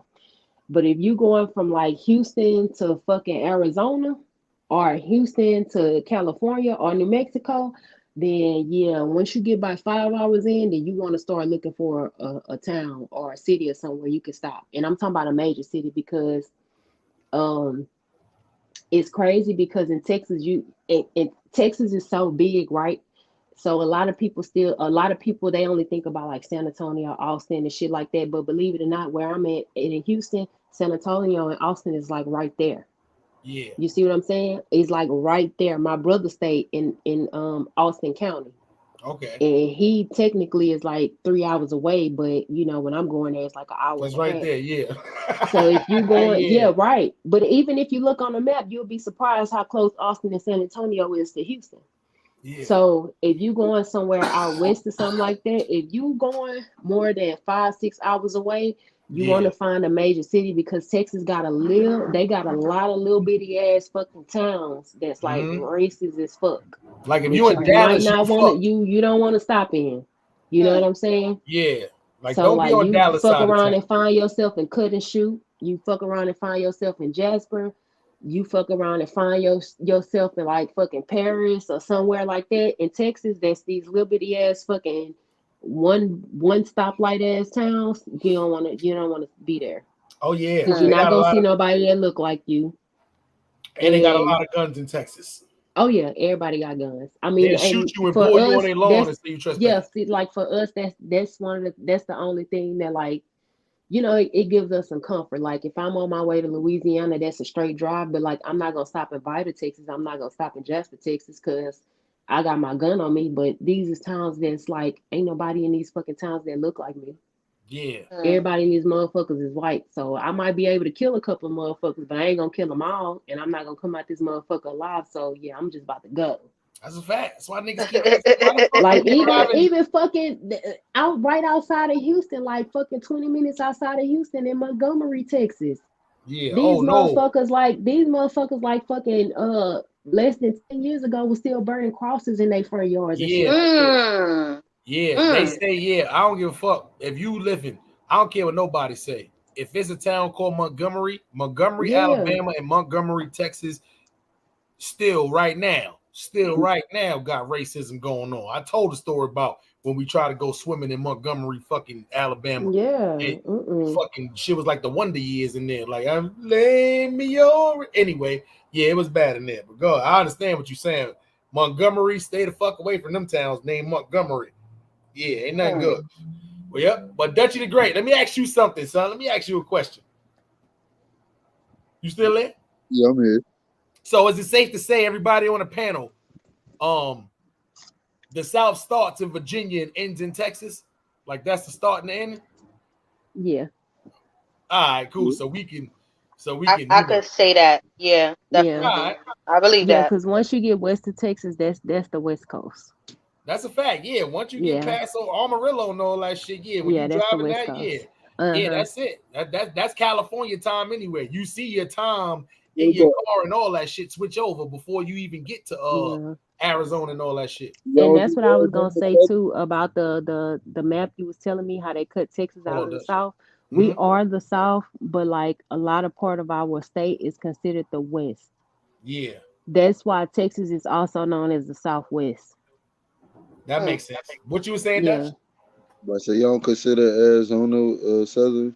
Hell no, that's not the South. No, that's the West. That's the West. Yeah, Arizona. Yeah, Arizona is the West. Yeah, Phoenix, Arizona, like that's like the black part of Arizona. So a lot of them consider themselves, from the West Coast. Arizona, New Mexico, Washington State, California. Those states consider themselves the West Coast. So if you hear people saying they're from the West Coast, they're not necessarily. It's like people always say with the East Coast, they always think New York automatically. Same thing with the West Coast. How we always think of California automatically, but nah, you got to think of almost like Arizona, New Mexico, Washington. You got to think of these places being almost Utah, like Jersey, Utah, you see what I'm saying? It's black people in Utah, believe it or not. You know what I'm saying? But a lot of them consider those states are considered West Coast. Yeah, Washington State is the biggest one. Like you get a lot of Hawaiians and Samoans. They move from Washington State. I can see Cali. I can see New Mexico. Can I come in on just comment on the screen? What Tyson said. Actually, the first Cowboy started in Mexico. Go ahead and address Tyson, girl. Okay, so first of all, Texas was actually a part of Mexico. And Mexico was comprised of a majority of Taino Indians. And believe it or not, the Taino Indians in like the 14 and 1500s did not look like the Mexicans today. They looked like me. They looked like Harlem. They looked like Melly. And they looked like Dutchie. They were black people. Yeah, okay? Tyson, I'm surprised you didn't know that. If you do your research and you actually look up Christopher Columbus's diaries, he talked about that, how every country that he landed in, because believe it or not, he didn't just get his ass on the ship and sail straight to the Americas. He was lost at sea for a long time. He had to go back to his country, get some Moorish Englishmen, which were black people, that was black as hell, that taught him how to that taught him navigation to actually get here. And when they landed here, when they landed in the Caribbean countries, when they landed in the Dominican Republic and Haiti, that's what was in his diaries, that everybody that was already on these lands were copper colored people. You definitely are right, Slim. You know why? Because when you think of Taino, when I think of Taino and the Taino heritage, it's mostly Spanish, like Dominican, Puerto Rican. Yeah, for sure. Yep. So Tyson Garcia, you got to realize how close to Mexico and Texas is. Like, if you know about Yuma is literally like it's almost same place where I'm at in San Diego. I'm super close to Tijuana. Yuma is right there on a Mexico is big as fuck. People don't realize Mexico is super fucking big. Yeah, Mexico covers a lot of big ass states. You see what I'm saying? So they're super close together too. So that's why I be trying to tell people too. People be wondering why when they come out here, it's taco shops everywhere. It's not Chinese restaurants everywhere or barbecue places. I be like, nah, like fucking Mexico 15 minutes away. Like you gotta understand what's running around. You see what I'm saying? Like you're not gonna come and see the whole lot of Dominicans and Puerto Ricans out here. You're gonna see a lot of Mexicans that I want to say too is like if you look at like the Dominican Republic and Haiti, first of all, they both are on the same landmass. So technically they're one. The problem is the Dominican side was colonized by the Spaniards, and the Haitian side was colonized by the French, right? The French was more concerned with slavery. They wanted to keep the people that was there, they wanted to make them slaves, right? And over on the other side where the Spaniards and the Portuguese colonized it, they were more so concerned with whitewashing the country. That's why even if you look at countries like Brazil, that was also colonized by the Spaniards and the Portuguese, everybody over there, they got light ass fucking skin, but they got afros. Facts. Yep. Because they was more concerned with whitewashing the country as opposed to what the French wanted to do. They just want to keep everybody black so you'll know your subservient position in the world. That's a fact. Right. And that's why they kind of still kind of beefing to this day, because it's more so of like a colorism thing between the Haitians and the Dominican Republic. So yeah.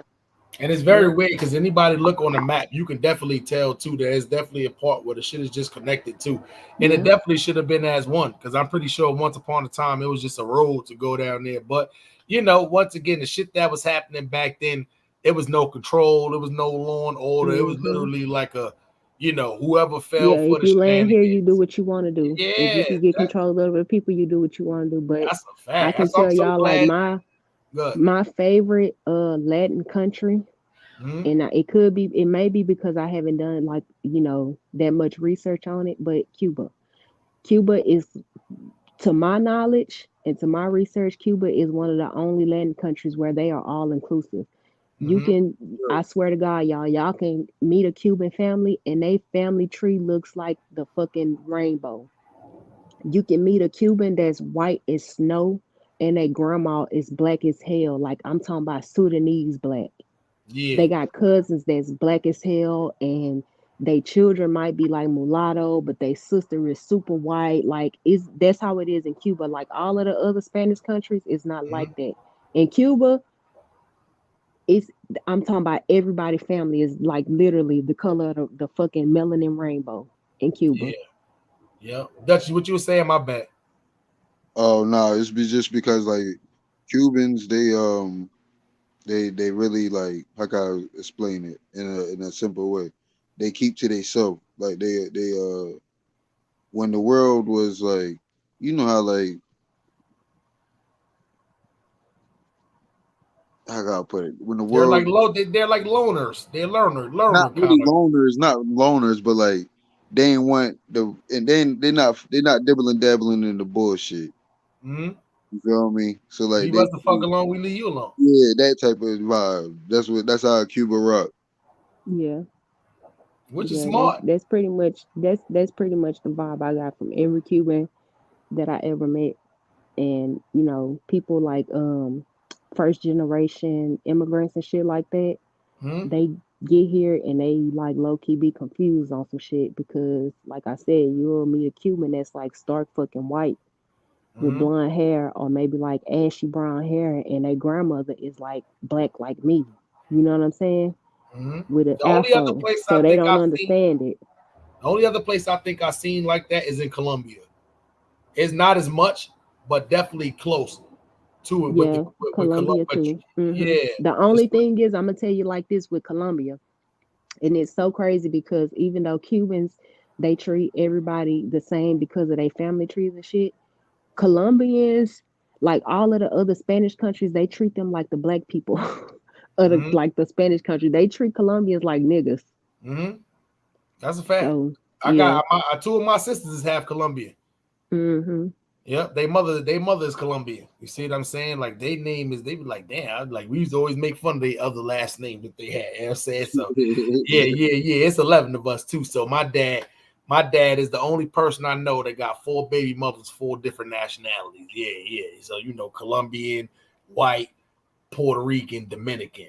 Yeah, that's his baby mothers. Yeah. So when our pictures, motherfuckers be dark, they be light,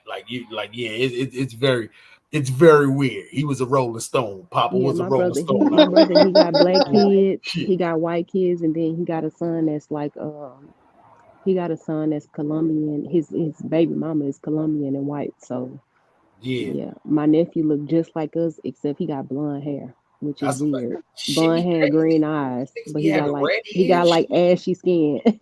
Yeah, red got red hair, blonde hair, ashy skin. That shit, you never see that. I haven't gonna lie. Like I got a little sister, she got green eyes and shit. I'd be like, what the fuck? I thought she had contacts. I'm like, what the fuck going on? Like, nah, her shit just fucking, she just been like that. Like, damn, you couldn't. My nephew, he got like, he ain't dark skinned like me, but he looked like a mixed person, but he got like a blonde afro with green eyes. Yep.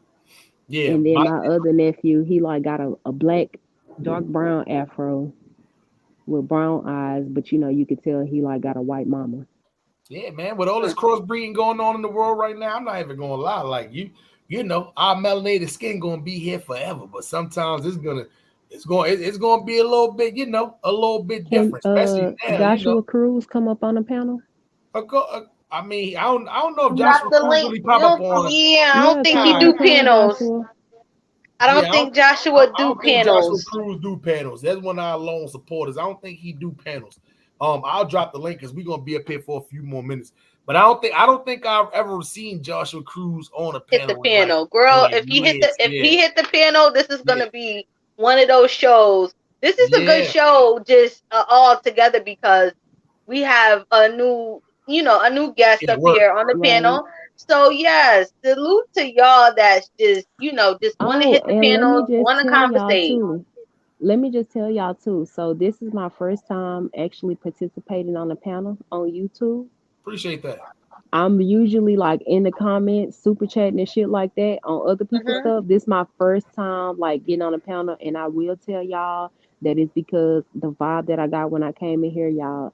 I feel super comfortable to get on a panel. So shout out to y'all. Yes, see, and that's clap yes, clap it up for Slim. And So I'll definitely be back over here because I ain't gonna lie. Like I've been on other apps and I get on other people's panels on other apps, but this is the first time that I feel super comfortable to get on a panel on YouTube, and I actually want to stay up here. So thank y'all. Okay, all right. See, and that's a good thing because that is a good thing. For everything, hey, Joshua Cruz. My guys are right here, man. Joshua Cruz in the building. I ain't even gonna lie, Slim Duncan. This is the first time I've seen this gentleman pop up. So we know you at work, so we ain't gonna waste your time too much. I think Slim Duncan might have a question or two for you. Oh no, I was just saying because he was in the chat and he was saying like, he was mixed with Jamaican and Puerto Rican and stuff like that. So I was just wanted to know his take on like the conversation. Hold on, I can't hear you. Say that again. Oh, I just wanted to know your take on the conversation because you said that you was Jamaican and Puerto Rican. So I had wanted to know like your take on everything that we were saying. Oh shit, he dropped off. Damn. He probably hit the back button. He'll probably be back up. He'll probably come back up. Yep. Yeah, but now that's a interesting question with him being Jamaican and Puerto Rican. You know why? You don't in Brooklyn, me being from Brooklyn, I see that mixture a lot. But outside of Brooklyn, you really don't see too much of that. Like somebody that be Jamaican and Puerto Rican too. So that's very interesting, especially with this topic too, to his insight. So Joshua Cruz, if you without getting in trouble at work, we know you at work. But if not, though, we definitely appreciate you for hitting this link because we definitely want everybody to feel comfortable to hit the link too. We very familiar with the whole beef sector, black sector thing, but this is the reason why we started going in this direction and did this podcast is to make everybody comfortable, regardless of where you from, to come up here and put your insight on this. And I'm gonna be honest, you made this a very interesting last hour of this segment too, just to talk about positivity on YouTube gets overlooked a lot. I'm gonna be honest too, but it's a lot of us out here looking for it. So at the end of the day, though, too, we definitely appreciate you. We always want you to always feel comfortable to come up here because we be joking, we be doing games a lot of times up here too, but for the most part though too, we literally always just talking about real life topics, man. So we appreciate that, man. And anybody else who tell them come on over here, man. Best of Both World Podcast, man. They always welcome to hit that link for sure. Facts, and please don't be on the bullshit when y'all do. Because y'all already know I'm like a fucking pit bull in the skirt. So please don't. The vibes is good tonight. Because Melly chase y'all off trying to come up here and mess with Slim Duncan. She'll chase y'all off. You know what I'm saying? Word up. Listen, I'll chase them off if they come up here trying to mess with me. Yeah. For real. I come from the black sector. That's the ratchet sector, okay? That's a fact. Oh no, we in too, man. Salute to the lady lies and all that. That's some of our favorite. I'm gonna be honest, man. A lot of people they won't give us credit for it, but we may have been a very great part of the whole merger of the beef sector and black sector. Because we ain't in the bullshit no more. They don't give us credit, but at that time we was in the bullshit. We a big part of the reason why the black sector and the beef sector know what? I'm gonna tell y'all this too, because of the content that y'all do over here, y'all will blend in well in the black sector because These are the type of conversations that they like to have over there. So just for like you, Harlem and Melly Mel, if Yeah. y'all go to the black sector, and I'm gonna say specifically the conscious sector, and just hop on people panels. Just hop on a panel, give a few words, and then drop off. Like y'all numbers will like, you know what I'm saying? Because this is the type of conversations they like to have over there. Yeah, we're gonna definitely stay tuned. So let me ask you Okay. something, man. Let's Yeah. let us in on a couple of, or shout out a couple of your The conscious favorite. sector, Yeah. Oh yeah, my people, so we could goodness. tune Okay, in. so shit. Okay, Lady Lie, um, Cookie Monster, Cluster B, the Manosphere. I'ma shout them out, even though I don't really like. I don't too much listen to their content because they are very much male centered. They do still sometimes they have good conversations. So I'm gonna say Anger Man, Obsidian, Root Imp, what's her name? Kendra D, AM1, Cynthia G, Nala Says, Taz Exclusives. Shit. I'm trying to think because I'm on a different profile. Nah, you good because it's a lot of them. I'm familiar with a Yeah, couple of it's them. a You lot said. of them. It's a lot of them, y'all. It's a lot of them. But I'm gonna say anyone that I just named, like y'all could pretty much like go and look at their stuff, and y'all could find like different people. Bayou Bunny, Love Wisdom. It's a lot of people, y'all. JV Dessalines, The Cast Life, for sure, for sure. Um, they have good content over there, y'all. Great content, and they have intellectual conversations. So I would definitely say like follow some of them. Yeah. Yeah. Nah, I'm definitely Okay. gonna go in and we definitely gonna And if go in. they have a live, like all of those people are like open for like open conversations, like chill, laid back. So yeah, hop on their panels, get y'all numbers up, follow them and stuff Yeah. like that. They'll send some people to y'all stuff. Cause That's what's believe it up. or not, that's how a lot of them got started. They was hopping on people panels and they got it to a point where okay, I'm gonna go live at this time after you. So when this person in they live, they send everybody over to the other person live. Yeah. See, that's dope too because we used to do that with a few other content creators too, but it's like a lot of the bullshit started happening, and then YouTube started, switching up their guidelines, and people started like striking channels. So that's kind of why we stopped doing that with a lot of other content creators. But Right. we just now gonna get back into it with the content creators who who's definitely doing same shit we doing, positivity too, because we Right. all about networking too. So we're gonna Oh, definitely and start doing Uncle that for sure. Suge too. Uncle Suge TV. Uncle Suge have a really, really, really good. And from Uncle Suge platform, you can probably find like some other people if you want to like look into their stuff. But Uncle Suge. Now I will tell y'all in the black sector, they do like to debate. So they might challenge some stuff that you say, but don't take it personal. They do like to debate over there. So, if Yeah. you go in with an open mind, you know what I'm saying? Nah, you know what They, it is. they open for like a friendly banter to Yeah, go back and forth.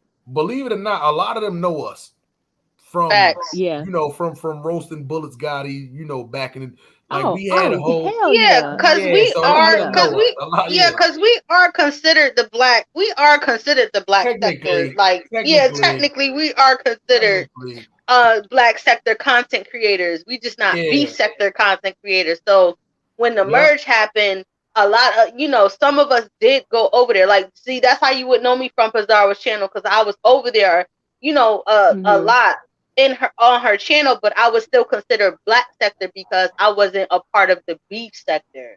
this is Oh, But before the okay. we, merger. Yeah, like they didn't even like it was only Melly Mel and Lady Snoop was the only ones that was Okay. kind of over there at that time too. And then mhm. this is before even Clyde Diva was going over there and Lady Lie was going over there. This when there was just Right. beef sector, black sector. Right. The Cause see, it, Avatar it didn't Nation. merge yet, right? I've been on YouTube for a long time, y'all. And believe it or not, I was on YouTube for years before I even started type. Believe the only person who chat I used to type in was Cynthia G. Yeah, That's it. she got good So content. I'm familiar with her content. for years, she was the only person who chat I even typed in. Everybody else, I would just put their videos on and just watch it like that. Mhm. So recently, I'm gonna say in the last maybe 2 years, probably three. I wouldn't even give it three. Mhm. I would like interact in people chats and stuff. So a lot of people will be surprised that I know like a lot of people history. from Yeah. across the sectors because again, do you know Miss Olivia the Oracle? Yeah, I've Okay, see, like tapped in I've a been couple times. I've been following her since her and Cynthia G used to do collabs together. Mm. That's how long I've been on YouTube since like with what's the divested chick name? The pink pill, Crystal and Carson. Like I follow her. Like I know like all of these people. I just never interacted in their chat. So if somebody see my name in their chat, they be like, "Who the fuck is you?" And it's just like I've been over here for like a long ass fucking time. I Yeah. just never interact in nobody chat. But like I follow all of these people for a long time. I just never interacted in nobody chat. Yeah. No, but now for So sure, we're gonna definitely check out a lot of those people too, who you mentioned too, because you know one thing it is too, like we're live on a lot of platforms too. Like this is probably gonna be heard on 9 to 10 different platforms by the time we get off and this shit upload though too. So we're trying to do that with a lot of other content creators too, to let them know like the YouTube shit is good, it's jumping and bring you a lot of what's name too. But we're gonna definitely network to, you know, get them out on these other apps too, because 4 or 5 different, you know, incomes through social media is better than one. And I'm gonna be honest, YouTube pay very well, but imagine that, just getting that from 4 or 5 different platforms too. I So mean, that's definitely start like networking on different people's shit because believe it or not, too, like on the black sector side, a lot of people in the black sector they like night owls. So like you'll be surprised, like the people that hit your panel on a late night. Oh, another person, DJ Cuda.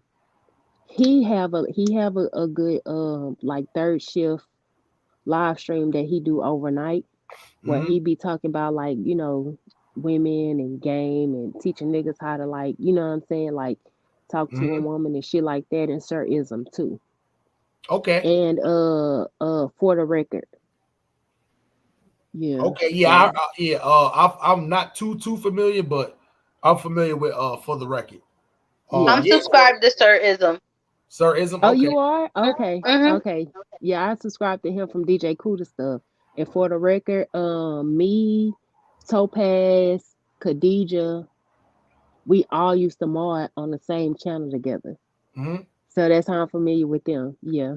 Okay, man. Salute to all those content creators, man, and everybody out there, to all of the supporters, man. And Slim Duncan, Dutchy the Great, we definitely appreciate y'all, man. Y'all definitely, this is gonna be a great one to rewatch. It's gonna be a great one to listen in on Spotify, Apple Podcasts, and Anchor FM. So we definitely appreciate both of y'all, man. Clap it up for Dutchy the Great and Slim Duncan one time, man. Yeah. And Slim Duncan, man, you and anybody else who you know is definitely welcome to hit this link. Tune in whenever you want to too. And you know, you definitely gonna be seeing us in a couple of these people chats who you mentioned, man. So we appreciate that, man, for sure. Dutchy the Great. Do you want to let people know where they can find you at on social media? If you want to, you don't have to. Slim Duncan. I mean, on here, I'm Slim Duncan. I would drop my Instagram, but my Instagram is it's private, and other than that, my name is too long. My name on Instagram is too long to even tell somebody to follow me. But I was gonna ask you, Harlem, can you drop the link to your YouTube in the chat so I could subscribe to your channel? Yeah, I got you for sure. One of my actually, I can go grab that real quick. Dutchy the Great, let the people know where they can find you at in these YouTube streets, my good brother. Man, it's the top Goonie, man. Dutchy the Great, man. Right sir. there, what you see at the bottom is how you can find me on YouTube. Well, I mean, go ahead, tap into the music. It's definitely coming in strong, like crazy. Well, I mean, this new shit, you already know. You feel me? This new shit going crazy. Feel me? It's going crazy, man. So it's only up from here. Feel me? And hey, social media legit Dutch. You feel me? That simple, legit _ Dutch. That's it. I'm telling you, if y'all not in tune with Dutchy the Great now, only thing I'm gonna say is I told y'all so. You know what I'm saying? That's all I'm gonna do. Is just say I told y'all so. You here for the ride? If you taking me or I'm taking you, it's either way. You feel me? It's either way. Somebody's we going on that ride. We going though. That's a fact. That's why I try to tell people, man. Listen, they don't even be understanding the behind the scenes work that be going down. But I'm not.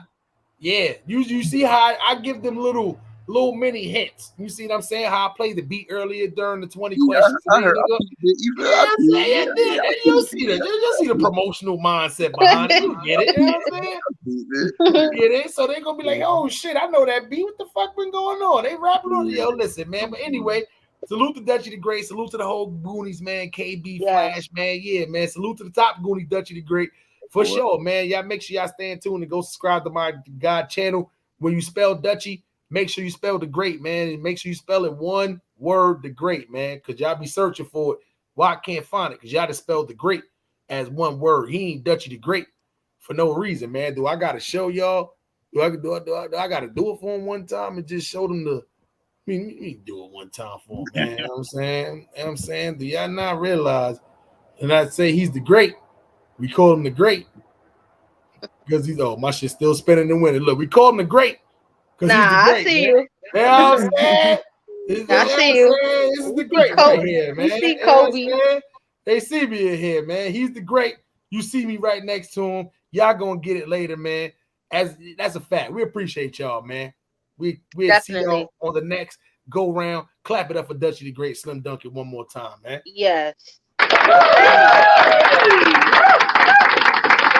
All right, Melly Mel, take it home.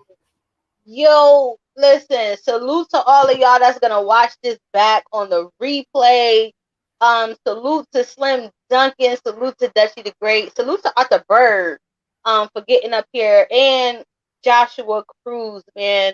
Make sure y'all follow us on all platforms: Facebook, Twitter, Instagram, YouTube. Make sure y'all subscribe and make sure y'all just tune in. We will be back with y'all with another episode coming soon.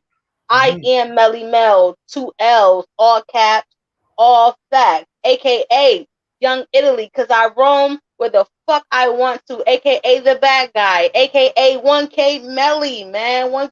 Listen, I got so many fucking monikers. Listen, we just gonna keep going with the monikers. But salute to everybody out there. Thank y'all for tuning in. This was episode 38. Salute to that super chat we just got too. Salute to Slim Duncan on the super chat, man. We definitely appreciate that for sure, man. And most of y'all can't spell monikers out there. Y'all don't even know what it means, let alone to spell it. See what I'm saying? But that's for me. This is your boy Harlem Smiley, one only Dirt Gang TV, man. You know the slogan. You can't get this money when you in there sleep on the couch. It's impossible, man. Everybody else, yo, Dutchy the Great, do me a favor. One of my moderators, drop the link to my channel, Slim Duncan. It's Dirt Gang TV. Can subscribe. Yeah, it's Dirt Gang TV. But somebody drop the link to my channel real quick, man. Y'all know the slogan. You can't get this money when you in there sleep on the couch. It's impossible. Everybody else about to get to it. They're about to get some rest so they can wake up tomorrow all fresh. Just get to the money tomorrow, but not the broke nigga sitting on that couch. Oh, no, not you. You're going to be doing the same thing. It's going to be nice tomorrow, but guess what? You ain't got enough money to go outside because gas prices is $7 a gallon, sucker. Get your life together, man. This is your boy Harlem Smiley. This has been the Best of Both World podcast, episode 38. You know it's going to be, listen, this is just the beginning. Y'all make sure y'all stay in tune. Tell a friend, tell your mother, tell your grandmother, Maury show canceled. Come on over here. Come watch the Best of Both World podcast, man. Yes, sir. Harlem Smiley, Melly Mel. Until next time, we are out of here. Gone.